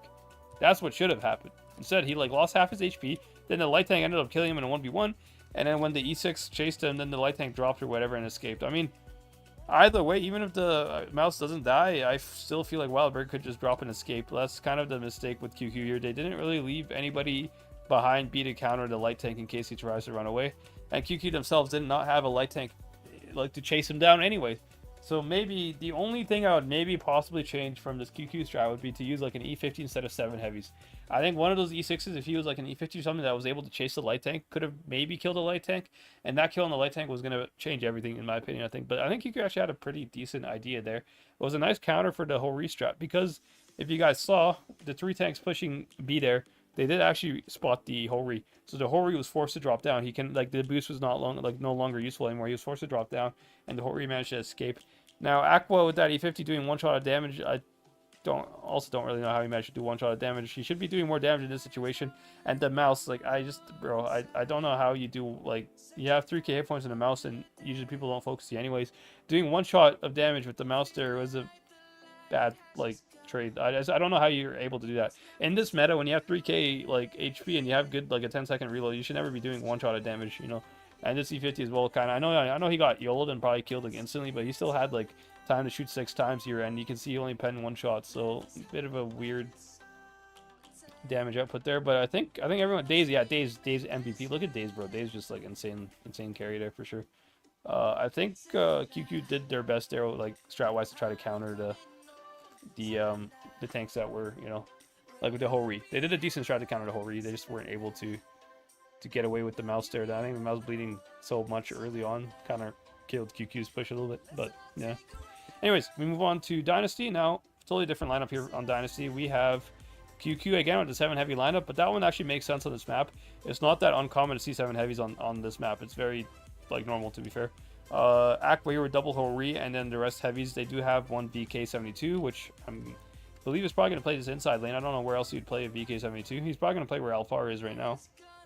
And then QQ sending Sneer here to go spot the outside. Let's take a shot from Ghosty. Not a shot from Ghosty. I think it was an AC shot even. But, oh, QQ looking like they're playing very aggressive here. Are they going to... looks like they're just trying to cap B. They're not trying to push. Although they could try to push, actually. I'm not really sure what they're trying to do here. Luduna here needs to be careful. He could get nuked here. Luduna is not in a good spot here. I don't know why he's there, to be fair. I mean, if you see triple MLEs pushing B like this, you should assume that they're going to go C, right? Like, I mean, that's the normal assumption. But it's all good. He didn't really bleed that much HP, although he's kind of in the open. And yeah, Fortinati here taking another shot, trying to escape. But I think that's actually a good trade for Fortinati here. I think good trade for him overall. I mean, he took 1 shot, that's it. That's actually pretty, like, that's the best possible situation you can ask for. So QQ with double caps, and they only took 1 shot in return. I think QQ has a pretty big advantage here in terms of positions. I like QQ's positioning. Sneer just needs to be careful not to get nuked here. He's going to get nuked by Alfar and possibly the F here as well. Can he get away? Can Sneer get away without taking another shot here? Can he do it? He does. Okay. I mean, a little bit of unnecessary damage. Although Alfar got nuked in return. Crim and IRE here shot Alfar from the back of the map. What a shot there. If you go down here, like, I'll show you how Alfar got nuked. The thing is with the Hori is a pretty tall tank. The Crim here has, like, a slight shot. You can see how you can see Crim's turret from where Alfar's tank is. So same with this MLE here as well. So that's how he got nuked. Nice shots there from QQ. Alfar being 800 HP, I think, is a pretty detrimental for AQVA, to be fair, because AQVA already doesn't really have that much pushing power with double Horis, and they have to push. AQVA must push because AQVA does not have the cap lead. I mean, like, QQ managed to get the bases here, and they managed to get the bases without bleeding, so I think QQ has a very good position here. I mean, I just don't see how AQVA is going to be able to do a push here without, like, getting nuked. I mean, F here is making the push, but he's going to lose a lot of HP for this. I mean, he's lost half his HP already. He's going to lose more. He's probably going to die. F is going to die at some point here. I mean, Fortinati here has, like, 3 shots in the back of F here. And Boyd, I got away, just going to go for him as well. I think F is just screwed. I think F is going to die. Bad push from F there. It should be an Emily making this push. But again, that's the problem with AQVA's lineup. AQVA doesn't have the luxury of pushing that effectively because most of their tanks are not pushing tanks. I mean, you have a 215B, a VK, and only 3 MLEs. 3 MLEs are all split across the map here. They don't really have a chance here to push. And QQ should end up killing Luduna here. I mean, QQ has this game in the bag here. QQ played this game very well. I think they definitely will win this game here. I mean, AQVA's lineup didn't really help them, in my opinion. And some of their trades that they took there with the whole reason, I mean, Alfar losing 1k HP before even the push started. I mean, you just can't afford to lose that much HP if you're running a lineup that doesn't allow you to push with the majority of your tanks, right? Especially when you don't have cap lead. I think QQ just, like, really capitalized on the fact that that AQVA didn't really have a pushing lineup, and they were able to get into a situation where they forced AQVA to have to make a push. And to be honest, wherever AQVA pushed, they were never going to be that comfortable pushing because, again, what is a VK72 supposed to exactly do? I mean, there's not much he can do. Wildburger still did decent damage, but, like, I mean, what's he going to do? Like, push B by himself? No, you can't really do that. He cannot push C either because his VK is very slow, and double Horis cannot push C either because they're turretless TDs. Like, no gun depression either on them, so I think QQ's strat was just much better than AQVA. AQVA has got outplayed here on Dynasty. I think QQ played that pretty well. But now we move on to the next map, third game. 1-1 score is tied. We have Black Gold up. Now Black Gold was pretty I think symmetrical map, so it's not a whole lot I can talk about spawns. The only thing is the green spawn, which I think AQVA is playing on here, does have a bit more of an advantage on the B cap, because the B cap is a little bit easier to reset from the green spawn than it is from the red spawn. That's the only thing, although it's not really a big thing, but it's a small thing to keep in mind. But AQVA, you're running a mouse. I think I know where AQVA is sending the mouse. I've seen them run mouses before. Mouse might be going towards town here. That's like the town side of C. He's going to probably be like pushing the buildings. I believe that's where the mouse is going to go for AQVA. I've seen this strat before. We will see though. I'm not really sure. Obviously it could change. Maybe he goes B or something, but mouse could be going for a B reset or going for the buildings on C. But mouse in this meta, I think, again, like, I mean, you saw QQ run the mouse on Castilla, and the mouse just got like nuked before he even managed to push. I mean, everything has calibrated nowadays. Mouse is pretty easy to pen, even for mediums and light tanks, right? So that's the only thing. Also, got to be aware of the blind shots here that are going to happen very quick here. Everybody should be blind firing each other here. They do hit the mouse. Mouse hits the rock. Can Alphar get the shot? No, nobody gets blind fire. Okay. Now, QQ, yeah, are they sending... I think they might be sending F to this position for a B reset, I believe. That's, like, the only place that I would imagine he's going. Yeah, so they're using F for a B reset. QQ doing a nice strat there. They're sending a light tank and double E6s to C here. 4 tanks on QQ going to C, which I think QQ did the strat against my team, actually. And this strat actually worked out pretty well. Because what QQ ended up doing with the light, they'd send the light tank here, and he just outspotted our own light tank, who was here, and they had, like, so many tanks ready to bleed him. So QQ, nice setup there. They are very stacked on C. They do have the cap lead, I believe. Actually, who has cap lead? I think. Wait. No, AQVA has cap lead, actually. AQVA, okay. AQVA also copying the same shot they did before. They sent double E50 towards A there. They do manage to get the cap lead pretty early. Now, if I'm correct, Krim here should start being rotating to this position here by the bush. It's a very good position for holding the spawn, essentially. I believe that's what he's going to do eventually, although maybe he doesn't do it. Not really sure.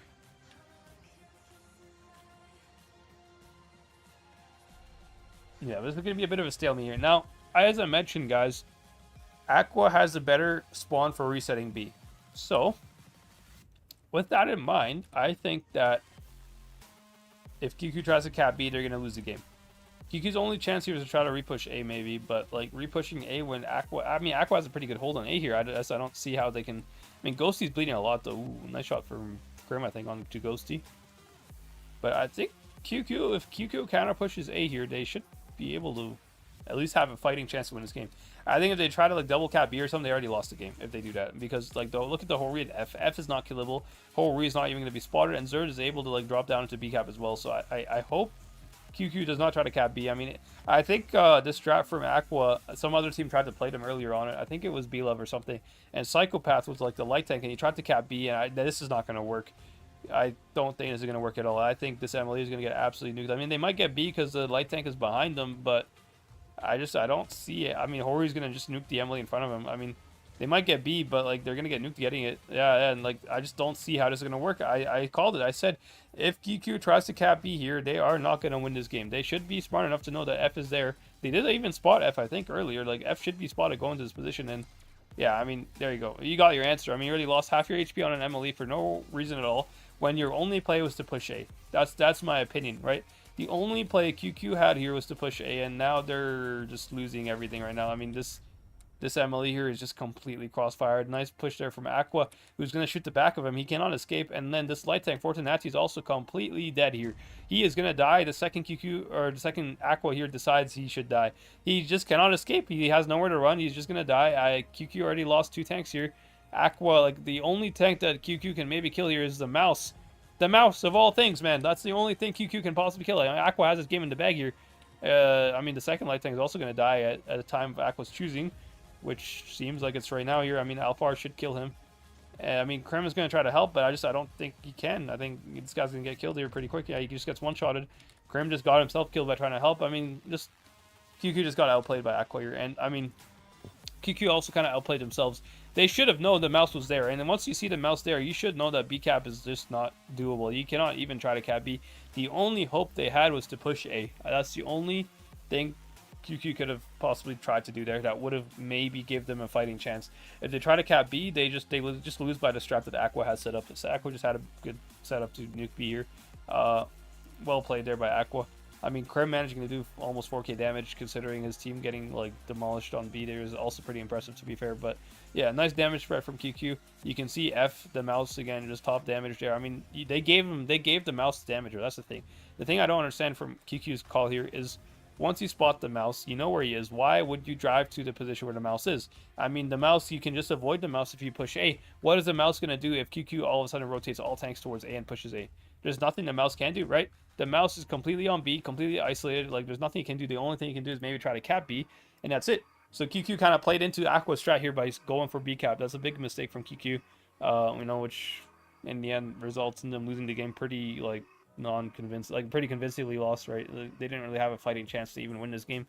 And AQVA, I think, just, like, played the game pretty perfectly, and I think they were just waiting for them to cap B. The second they saw that B cap, they already knew that they could push up with the A tanks, right? So well played by AQVA, deserved the win there. And we move on to Hellas. Now, Hellas on this spawn, I believe AQVA actually has a slightly worse spawn of Hellas, but although Hellas is a pretty equal map, but the only reason the spawn here is a little bit worse is I think the light tank capping C is a little bit harder to do it on the south side than it is on the north side. But we'll see what the teams come up with. Now, QQ running a bunch of super conks. I have no doubt in my mind that super conks 100% means that QQ is playing for a C strat. I am sure about this. Now, AQVA also using one super conk. I assume they're going to use another super conk or a cron or a chieftain. Yeah. So AQVA also looks like they're playing for the. AQVA looks like AQVA. So based on AQVA's lineup here, I can assume that they're playing for C. But later they're going to send Zerd. Zerd is the IS-7 here, and this IS-7 is a very telling pick here because the IS-7. I'm sure they're going to send the IS-7 and try to cap B because the IS-7 is the only tank that has a low enough profile that can cap B probably, and they might send a light tank behind them. So I think Zerd is going to play for a B cap strat here. Or try to cap B at some point later in the game. AQVA, are they going to try to hold C? I mean, my assumption is they're going to send the gun depression heavies over there, but it doesn't seem like it actually. Okay, maybe my assumption is totally wrong. I don't know. I mean, why would you use an I-7 to go C? That's what I don't understand. I mean, I think I-7 to go C is just useless. I mean, maybe they're trying to cap C with the I-7. Actually, that could be it, actually, from AQVA, but that's still pretty risky because if QQ sends like a gun depression tank to C cap, this I-7 doesn't even have the gun depression to shoot him, right? So I have to say I like QQ's lineup a lot more here. I'm not really sure what AQVA's doing here, just based on this current strat. I'm not really. I mean, I don't know what the goal of the strat is here. Maybe the goal is to like send Zerd to C like later in the game, but I just don't see how he can cap C. I mean, because if QQ sees that Zerd's on C, they're just gonna send a super conk or something with gun depression to counter him. And I'm pretty sure Zerd doesn't even have the gun depression to shoot a super conk. Like, he cannot hit his lower plate, right? Now, QQ stacking all three super conks on C, fully as I predicted. They are sending light tank to go cap C here. Wildburger also, ooh, is the light tank 1v1. Look at the timing here. They don't know they're here. They just spot each other about the same time by luck here. Now, can QQ capitalizes on this? I think they can. I think Vent here could just go around C cap. Same with the Semel here and try to play for the kill on Wildburger because Wildburger cannot escape. I think QQ has a free kill on Wildburger if they move fast enough. Look at Zerd, like the AQVA tanks are so far away from Wildburger, and I mean QQ as well is a little bit far away, but QQ only has one tank that's isolated. Fortunati is the only tank isolated. Other than that, QQ is much closer to C cap than AQVA is. So will be interesting. Yeah, I mean, the jungle here finally making the play that I was saying he should have made earlier. He should have made this play much sooner, to be fair, but you know, because this kind of hesitation from QQ is giving time for AQVA to rotate. Although AQVA, for some reason, did not rotate, which I also am puzzled by. I mean, guys, do you not see your light tank is in like the worst possible situation here? Why are you still on AK? I mean, this light tank is gonna die. Like, he's in a very bad situation here. If he's not gonna die, at least he's gonna like be trapped and he's gonna be useless. Whereas the QQ light tank could get away for basically for free here. Ooh, nice reset. Wow, Wildburger. Wow, okay, nice. I mean, Wildburger here making this work somehow, but like he's really in a bad spot here. He just got shot by Krim with Hesh here. He did miss the Hesh shot, but I think I feel like QQ should try to capitalize on the fact that Wildburger is trapped, and I mean somehow Wildburger holding his nerves here. I mean, he managed to survive, but I still feel like if QQ really pushes for him, he is a dead man. Like, you know, like Wildburger here is in a very bad spot here if QQ decides to kill him. Zerd here also bleeding a lot. He cannot really cross to help him anymore. This light tank is trapped, to be fair. He cannot leave. which means that this QQ light tank has all the freedom in the world. See what I meant? This QQ light tank can now start bleeding the rest of the AQVA here, whereas Wildburger is just trapped. He is going to get away. Is he going to get shot running away? He does get shot. Okay. Not the worst trade there, but I mean, for sure, QQ definitely won the trade in that situation, and I think QQ has a much better situation. They have double caps here, and QQ has, like, perma resets on B, and C cap, I mean, AQVA could send the I7 for C, which is what I predicted the I7 pick was for there, but, like, does the I7 even have the gun depression to do anything about the Super Kong? This is what I mean, like, the Super Kong is just going to bleed him. This is what I mean. This is why AQVA's pick with the I7 for me makes 0 sense. This Super Kong is just going to bleed Zerd. Like, Zerd is going to die here. Like, what was the point of taking the I7 to C cap when you can't even defend yourself? I mean, Zerd can't even pen the Super Kong. He just died. This was the freest kill I've ever seen. I don't know what AQVA was doing with this pick on, like, the I7. I mean, sending a Super Kong to C at least makes sense. A Kron even makes sense. An IS-7 with 0 gun depression makes 0 sense. And now QQ is just going to go ahead and clean up the Daze here. Daze should be the focus. I think QQ will get the kill on him at some point. They do manage... Oh, they win the game by caps, actually. I mean, Daze managed to survive, but it still doesn't change anything. For sure, QQ, like, outplayed AQVA there. I think AQVA just had, like, a pretty bad strat. I just don't know what the... Like, why would you use an IS-7 to go C? The only reason I thought the I7 would make sense is if they sent it towards B cap to try to cap B, because the I7 is a pretty difficult tank to reset. It has a pretty low profile. The turret's pretty red. The only way you can decap an I7 is with HE, kind of. You can't really pen the turret with gold all the time, right? But, like, yeah, I mean, look at Zerd damage here. I mean, one shot of damage. I mean, I don't know. It's like, there's nobody to blame but the strat here. I just don't see how you could have possibly, like, not, like, foreseen this gonna be like a problem, right?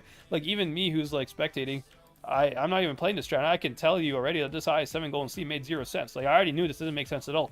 Especially, like, the only way it makes sense is if they're like pushing C maybe, but like, they are not pushing C.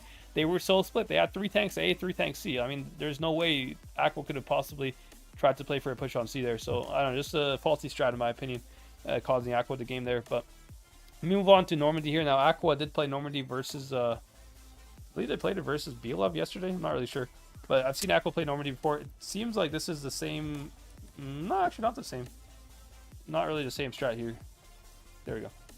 Alright, Wildburger spotting mid here. Now E50 going for a beach push? Wait, QQ is pushing for beach here. What is QQ doing here? This is a beach push. They're sending 2 E50s down the beach, and they're going to push mid with the rest of their tanks. That's the only... logical explanation. They might catch Wildburger. Wildburger might get completely caught. He's gonna die. Wildburger's gonna get nuked here. Oh, Wildburger, what a nasty surprise. They do miss a shot on him, but can QQ play aggressive enough to help these E50s? These guys need to push right away. This MLE is gonna be behind them. I mean, I don't see how. And QQ needs to pre-aim Wildburger here so that Wildburger make sure he dies. Wildburger is gonna die, and QQ looks like they will win this game. I think just by strat. I mean, they should kill Wildburger here, and then Fortunati dropping down. I mean, this E50 is going to die, but they're going to kill the MLE here, and Daze is powerless to help. So basically, all QQ needs to do here is just cover Vent. If they can cover Vent, they literally have a free kill on the MLE here, and they're good. QQ has a very good shot here. I think they're going to win this game. I mean, what can AQVA do? AQVA cannot do anything. Daze cannot help his team on this side of the map. I mean, they already died, and it's 4 versus 4 here. I mean, and AQVA has better, or QQ has better positions, actually. I mean, look at Vent. Vent is not an easy kill at all. I mean, for them to cross the Vent, they have to cross in front of Jungle and in front of Crim. This F here is going to get nuked here just crossing to, like, Vent, and he's just dead. What a play from QQ. Just outstratted them. Wow. Nice play from QQ there. Wildburger, nasty surprise there. And also the E50 surviving. Boy, that got away. The one that was low HP. I think AQVA's going to, or QQ's going to win this game like 7-0. I just don't see how they can kill anybody. There's nobody they can kill. I mean, maybe they can kill something here. Or, yeah, this Super Sneer. They might kill Sneer. There we go. But that's like the only kill they're going to get the entire game here. QQ just completely outplaying AQVA on Normandy. Nice strat there from QQ. Beach push with double E50s. Now, to be fair, Wildburger could have seen this coming, to be fair. He could have assumed this. I think Wildburger should have assumed this a little bit. Because here's the one mistake. I'll show you on the strat sketch. I mean, this game's already over, so I'm not going to bother too much about it. Let me go on strat sketch here and just real quick show you the mistake of Wildburger. Now, Wildburger, now you know that he is in a light tank on Normandy. The way he could have avoided this is if I present this real quick here for you guys to see. There you go. So the way you can avoid this is, let me just real quick ready up in case they go. But the way Wildburger could have avoided this is that, first of all, he's a light tank, right? Wildburger is a light tank, and he spotted right here on B cap, right? He spotted here. He did not see the E50s anywhere here. So he knew the E50s were not here, right? This area is clear E50s. Now, if he paid attention, he knew that E50s did not double cap C either. Because that's the only place E50s would go. Either E50s are going to go here or they're going to cap C. They didn't cap C. So Wildburger could have assumed that they were pushing Beach based on the fact that he did not spot them or know that they were capping C. And if he knew they were pushing Beach, he should have ran away like this instead. That would have been a better way to run away than to run down to the beach, right? So that's the only thing Wildburger could have done differently, in my opinion, that would have maybe won AQVA the game there. I think AQVA could have won this game if Wildburger did that, like, move a little differently. Other than that, though, it was a good strat by QQ, and I think just AQVA wasn't, like, they didn't read it fast enough. The Wildburger here didn't, like, fully grasp the situation he could have found himself in, you know? Which is normal. I mean, when you're playing in high tournament gameplay, high level gameplay, you don't always have a lot of time to make these kind of decisions, to make these kind of assumptions, right? But, you know, now it's always obviously like in hindsight kind of thing, you know. In hindsight, yeah, of course, you could have, you know, played that differently. But, you know, I'm obviously talking from a spectator point of view. But, of course, if you want to play Normandy in, like, the best possible way possible, you know, like, you have to take into account that kind of possibility that the E50s could be doing a beach push. That's the only thing. But anyways, Wildburger here, full sending C-cap here. It seems like he is pretty confident. Is he? No, he's not confident. He's actually just spotting C here. Oh, no, he's full sending it. Okay. IRE here also doing the boost, which is pretty standard boost here. Now, Wildburger actually got a lot of information for his team here. Very useful information, by the way. Ooh, he got shot by Krim there. I mean, Wildburger could have avoided that shot there, I think. But, you know, that's actually pretty, what's it called? Pretty significant, because while if you take a look at the enemy lineups here, both QQ and AQVA have only one light tank each, and so IRE here has a huge advantage with the light tank 1v1 at the end of the game here. Like you know, he will 100% win the 1v1 with Wildburger. So Wildburger now, like, has to play very careful. He has to basically always be around his teammates. He can never just go on like an adventure on his own, because if he runs into the QQ light tank, he's gonna lose. Now AQVA does have a pretty okay setup though. They are set up to reset A, I believe. So I don't think QQ is going to be able to cap A here. I think Zerd and Jungle here are going to peek up and spot A. Are they going to be able to reset? Yes, they are. The thing is, I don't know if Boy That Got Away has shots on these guys. I really want to see. I want to see. Does Boy That Got Away have shots in this? Yeah. Boy That Got Away's position does have shots in F. I think he can shoot these MLEs here. Yeah, he has a good angle, so these guys cannot stay there for like the whole game. He does miss a shot here, but overall, he does have a shot. I think the fence was just in the way there, blocking his shot. Now, I think Daze and Zerd here are in a pretty bad situation. QQ has the advantage right now for sure. I think Boy That Got Away can peek. I mean, F is not looking at you, but I don't think he knows that. F is on spotter right now. But I think, like, for sure QQ managed to get A here way before AQVA got C, so QQ has a cap lead. And I think they have a guaranteed kill on Zerd and Daze here if they decide to push for him at any point in the game here. Like, if AQVA makes a play to try to rotate... Ooh, nice shot as well from Boy That Got Away. Shooting F there, very nice. Yeah, but I think QQ has a very good position here. Zerd and Daze are just trapped. Like, they cannot back up. If they back up, they get spotted and nuked probably. And if they go for, I mean, they're just trapped. The thing is, QQ has one MLE that's trapping two heavies here. That's the advantage of the QQ situation. And they have the luxury of stacking their spawn and just, like, farming off of this guy if they do push for him.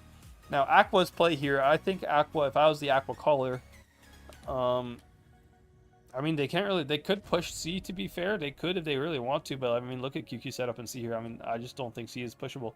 And if they push C, QQ is going to get B anyway, so I don't really think they can push C. I think the only thing, like, the only play they could possibly make, AQVA, that would slightly make sense would be to try to re-push Boy That Got Away and kill him somehow. But, like, even that, I don't see how AQVA can win this game, to be honest. QQ can just AFK in the position that they have right now, and I think AQVA cannot do anything to stop that. The only thing, I mean, I mean, QQ has good beer resets. I mean, AQVA could maybe try to kill this guy here, but, like, do they even know that Sneer is here? I don't think they even have spots that Sneer is here. But if let's say they did know Sneer is in this position, they could try to kill him and cap B, I guess. And they could maybe cap B from a position where they're safe from Vent. Like, they could cap on the right of B cap or something, or Vent doesn't have a shot. And then maybe they could win the game by caps. That's, like, the only play that would slightly make sense for AQVA, but, like, that's such a specific play, and I don't think they can pull that off. I mean, you know, especially, by the way, especially because IRE has full HP, whereas Wildburger is like half HP. So even if QQ make the play that I'm talking about, they try to kill this guy, that means they have to invest like 4 or 5 tanks into B cap. If they do that, the light tank from QQ can just take C from AQVA, and AQVA's not going to be able to defend C with a half HP light tank. You know, like he's not going to have a chance in that 1v1 anyways. So I think QQ has his game in the bag. I mean, I like QQ's positioning a lot more than AQVA's positions here. I just don't see how AQVA could possibly win this game. I mean, let's see what they're doing. I mean, they're sending 2 guys to their spawn here, but for me, that's just useless. I mean, that's not going to achieve anything. QQ's already stacking their spawn. They're not really that scared of that anyways. And, I mean, nice shot from Krim there. Nice shot from the light tank as well. I mean, yeah. I don't think AQVA has a chance to win this game. I really don't. I mean, if they full push Krim here, I mean, they're just going to lose the cap game because Fortunato here can just go ahead and cap B if they do that, you know. And Boy that got away can just push their spawn, spot Wildburger or whatever. And yeah, I mean, but yeah, it looks like the call from QQ here, or from AQVA, is to push Krim here. Now Krim did get nuked by F here. Very nice shot from F actually. Now Krim needs to be a little bit safer, but I think I still feel like QQ is pretty well stacked in their spawn, not to have to worry about this.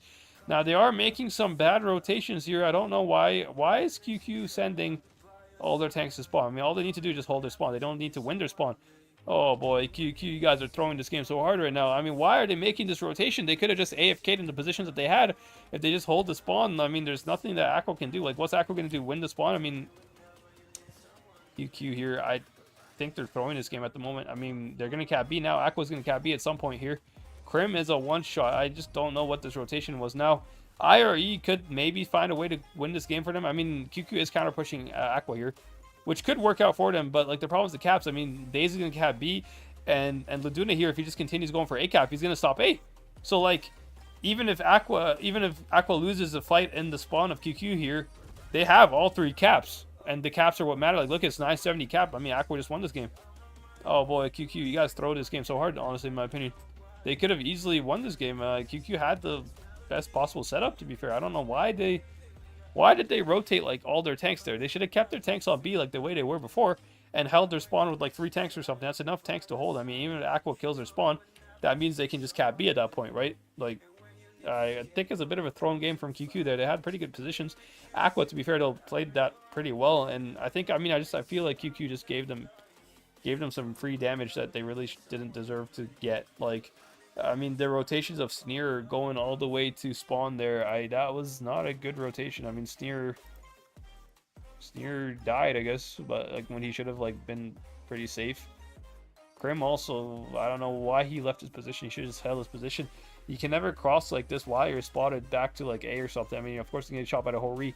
I mean, you know, AQVA definitely had a Hori, and F there farming like 2.6 doesn't seem like a lot, but it is actually a lot because like all that damage was into Krim, I'm pretty sure, and also like Sneer, who rotated. Like these 2 tanks from QQ that ended up dying, I think F had a big part into killing them. So, bit of a thrown game by QQ in my opinion. But AQVA still playing that game pretty well, and now we're tied 3-3 again. Very nice close set here. Naval Frontier. We've seen AQVA play Naval here, so I wonder if QQ will have a counter for what AQVA did. Now AQVA running again the Chieftain. I'm sure I know where that Chieftain's going to go. 100% going to go on top of B here. Very sure about it, but we'll see what QQ's running. I mean, QQ's running a Rhinoceronte from Vent here.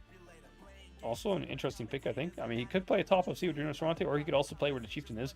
Rhinoceronte does have a decent amount of gun depression, although not as good as the Chieftain, so I'm not really sure where Rhinoceronte is going to go. He could also go A-cap as well. I'm not really sure what QQ lineup here is. Maybe QQ could be playing for like a push strat with the Rhinoceronte, trying to clip like a crossing or something. Could be something like that. But we will see, I guess. E50 from him and IRE. And Emily. Also, that's another thing else I didn't really understand from last game. How did the QQ light tank do 1 shot of damage? I mean, this guy had the whole map to himself. Like, how does this happen? How do you do 1 shot of damage when you literally nuked Wildburger in the beginning of the game? Wildburger is somebody this guy did not even have to worry about. So, like, how does he not farm the heavies a little bit more? I mean, he could have abused his spotting range a lot more than the way he did in this game. A little bit of a misplay from that light tank, I think, in my opinion, as well. But the majority of misplay, I think, from QQ was from that rotation that they did, as well as Krim bleeding so much. That was not such a good play. But we're on to the next game here. And now, either team here, they need 2 more wins to win the whole set here. So it is getting to be closer to match point here. 3-3, we're tied up. Will be an interesting set here. I'm very excited to see who's going to win this game. I'm excited to see what kind of stuff QQ can pull off here. I've seen the Aqua strat before, so I have a pretty good idea what Aqua might run.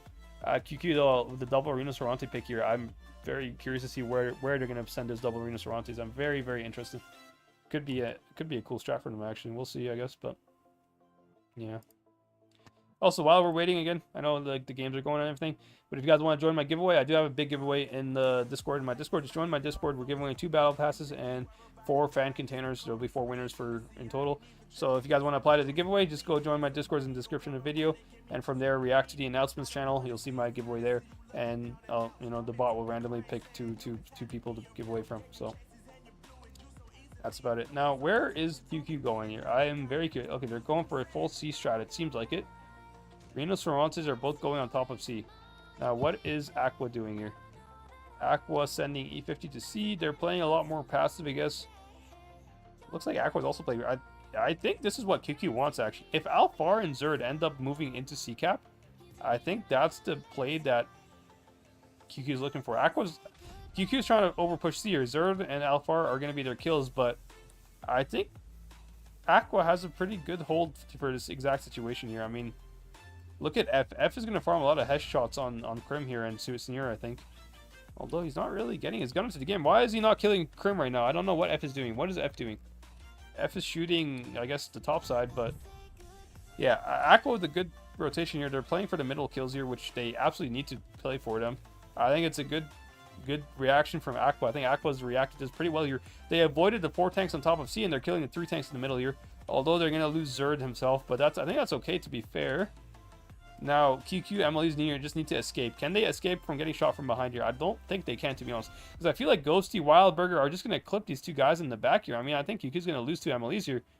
Not a good trade for QQ. Zerd here countered this very well. I think Aqua did a very good move here by rotating their tanks on top and focusing on killing bottom. Now, Alfar is going to die, but if you think about it, QQ lost 3 full HP MLEs. And, I mean, even if they managed to kill Alfar, they only killed 2 people. And even then, like, Boyd got away as a one-shot, basically. I mean, well played by Aqua. Aqua 100% outplayed QQ in this game here. I think QQ relied on Aqua being a lot more aggressive on C than they actually were.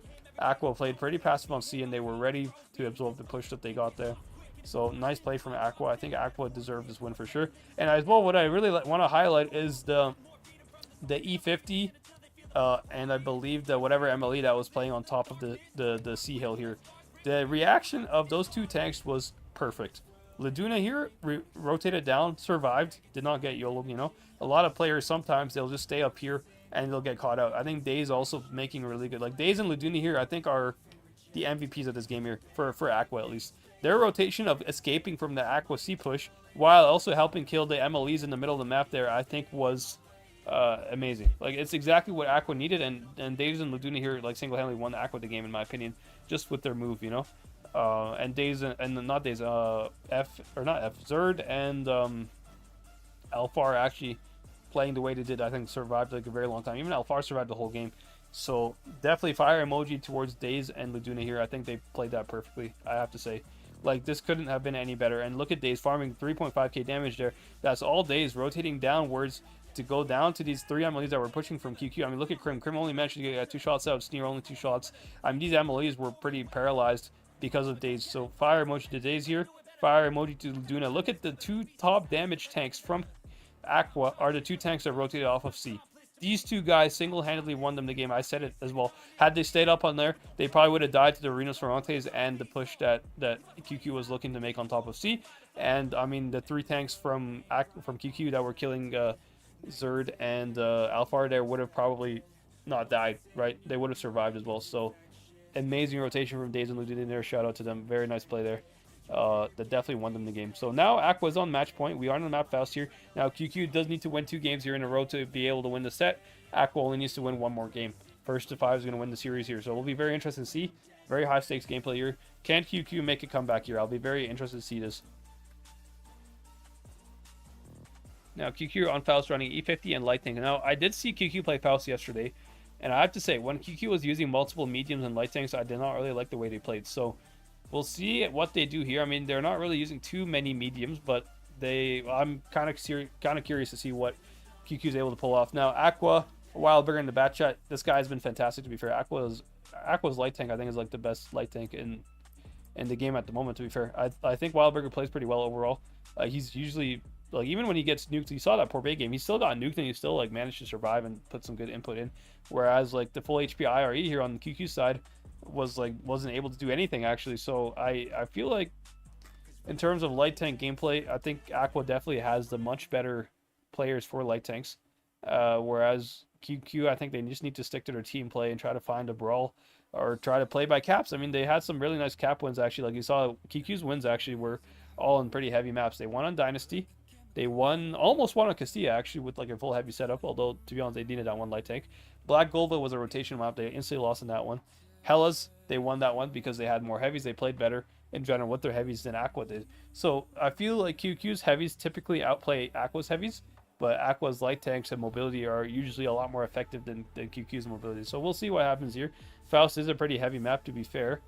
And it seems like Liduna here might take an E50. So it might be an equal fight here. Batchat and E50 on Aqua's side versus E50 and light tank from QQ side here. Yeah, so it's a pretty, it's actually almost like symmetrical lineup here. The only difference is the Chieftain instead of the Super Kong. But both of them have like the same roles actually. Both of them are gun depression British heavies. So I'm kind of interested to see how that goes actually, but will be a pretty interesting fight here. The fight I'm like really looking forward to here is the fight between the light tanks and the E50, because I feel like Aqua has the advantage just by player skill in terms of that fight there. But you know, you never know. I mean, of course, all players in this tournament are very good. All of them can make something happen out of nothing, you know. But I feel like QQ's pick of an E50 and a light tank here is a little bit risky. Now, they do trade here. Boyd, I got away trades with Laduna, so decent trade there. I mean, none of them really gained any advantage. Both of them are pretty much the same HP. Boyd, I got away, actually does get a second shot into Laduna here, so nice shot there. He does have a slight advantage, but I feel like he's going to die. I mean, Daze is going to come up behind him. I don't think QQ realized the danger that Boyd, I got away is in right now. Daze is going to have shots on him, and Ghosty's going to push him from the back. Now, can he get away? Even if he runs away, Boyd, I got away, should be getting shot by Zerd, should be getting shot by the E50 here. He should get a lot of damage shot into him here. One shot only. Wow, what a... Okay, I mean, somehow Zerd missed. Oh, he does get a second shot into him there. So, yeah, you can see right away, I mean, you know, Boyd, I got away, to be fair, should have kind of predicted that this could be a possibility. He should have ran away earlier before the heavies got there. Now, QQ, although, to be honest, he didn't get completely punished for that. Now, light tank versus Batchat. This is an important fight here. Who is going to come on top of this fight here? I think it's equal right now. I mean, the light tank, to be honest, could YOLO the Batchat if he wants to, but yeah, he could actually. I mean, Batchat, can he get away here? I mean, IRE is a one clip for the Batchat if the Batchat high rolls, which is actually pretty significant here. Now, he does miss the shot on the Batchat, but I think in this 1v1 right now between Wildburger and IRE, I think Wildburger has the advantage just because he can clip out the like one clip basically. Now, QQ looks like they want to make a big push here on the heavy side. I don't know if this is going to go very well for them. I think Aqua's pretty well set up for this, although Zerd is bleeding a lot here. Zerd could bleed a lot here. Can QQ... I think it's actually working. I think QQ is actually making a decent job here. Boyd, I got away. Just needs to stay safe here. And Fortunati here. Can he get the kill on Zerd? Fortunati, what are you doing? What is this push? We did not need to make this move, bro. Zerd is going to die no matter what. Okay, Fortunati just needs to survive here. Vent here needs to come behind Alfar and try to bleed Alfar from below. And Sneer here just needs to survive versus Daze as much as he can. Light tank 1v1 here, guys. Ooh, light tank 1v1. Who's going to win this? This is such an important fight here. Who is going to win this fight? Whoever wins this fight has a big... Oh, IRE dropping. That's such a good play. Okay, IRE now has a big advantage in this fight. Dropping was huge because, like I said, Wildberg could one-clip him. And now there's a fight in the corner, although it looks like QQ lost the corner here. So it's very close, but I think if Sneer here can kill Daze, although he's not killing Daze, Daze has the 1v1 against him, and now IRE needs to help that Wildberg. Wildberg making a good play here. He's dragging the light tank completely out of the fight, and QQ is losing the A fight. QQ is losing the A side of the map pretty hard here. I think Aqua's going to win this game. Aqua should win this grand finals. Yeah, they are going to win it. Looks like it. I think Aqua played this pretty well here.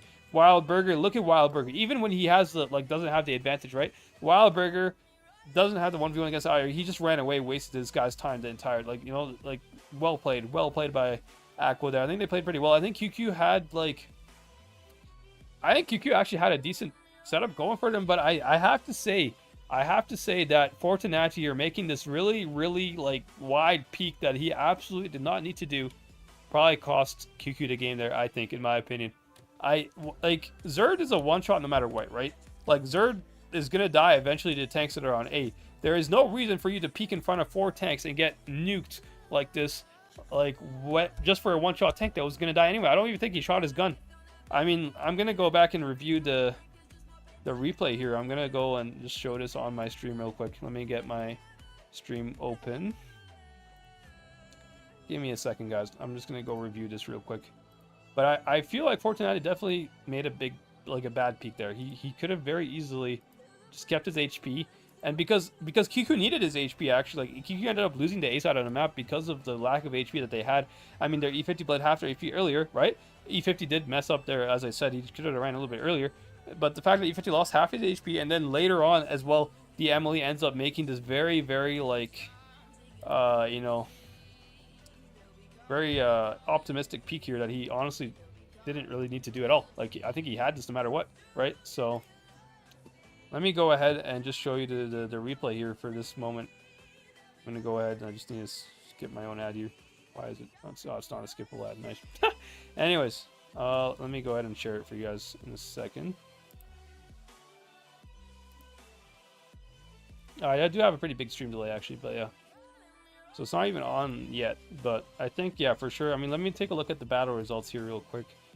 I mean, I think Fortunati probably, like, completely wasn't, yeah, I mean, that peak there, I think, was very unnecessary. And the E50 as well, like, Boyd got away. I mean, he wasn't really able to put as much effectiveness. I mean, look at the, as I said, like, look at the E50 from AQVA here. I mean, he's doing 2.8, surviving as well, even though he lost the trade early on.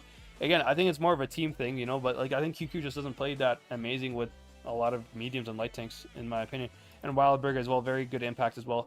Even though he lost the 1v1 versus IRE, he still managed to survive and ran away. Very nice play from Wildberger there, I have to say. And he, I think, I mean, look at F again, like 4k damage. With F was actually cooking this grand finals. I think F, like, this top 4 here, he's just farming a lot of damage lately. Almost 4k average. Like, it was quite rare that I didn't see a game from F that was a 4k average game, you know. But let me go ahead and pull my stream up here and show you guys what I was talking about with the peak there from Fortunati. So I think if we go ahead and let me just try to resize this window so it looks good for you guys. Does this look good? Let me go ahead and, like, zoom in a little bit. I think this is fine, yeah. Let me just.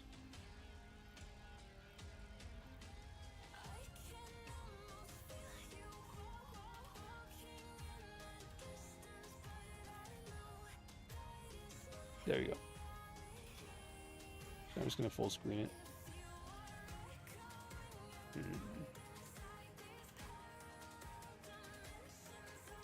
One second, guys, while I figure out how to freaking full screen this. There we go. I think I got it. Just got to, like, make sure it fits well on my screen so you guys can see it pretty easily. There you go. Alright. Just lock this, and then let me cut to the screen here. Now, if you take a look at this situation here, now this is like the live stream, so take a look at the push that QQ is making on the A side. I think it's actually a good push. QQ actually had the right idea here, because look at how much Zerd bled and look at how much Laduna bled as well. Laduna is forced to run away. Look at his HP, E50 on 800 HP. So QQ, you're making a pretty decent push. Now look at Fortunati's HP here. Like, he did not need to make this push. Like he's sitting here safe. He can just shoot Zerd for free right now. I think he's gonna get one shot on him. He does bounce a shot, but he has shots on Zerd. If he just stays where he is right now, he is perfectly fine. He like look at this peak here. Why does he make this peak? Like he just lost so much HP there and didn't even, like, shoot the guy he was trying to kill.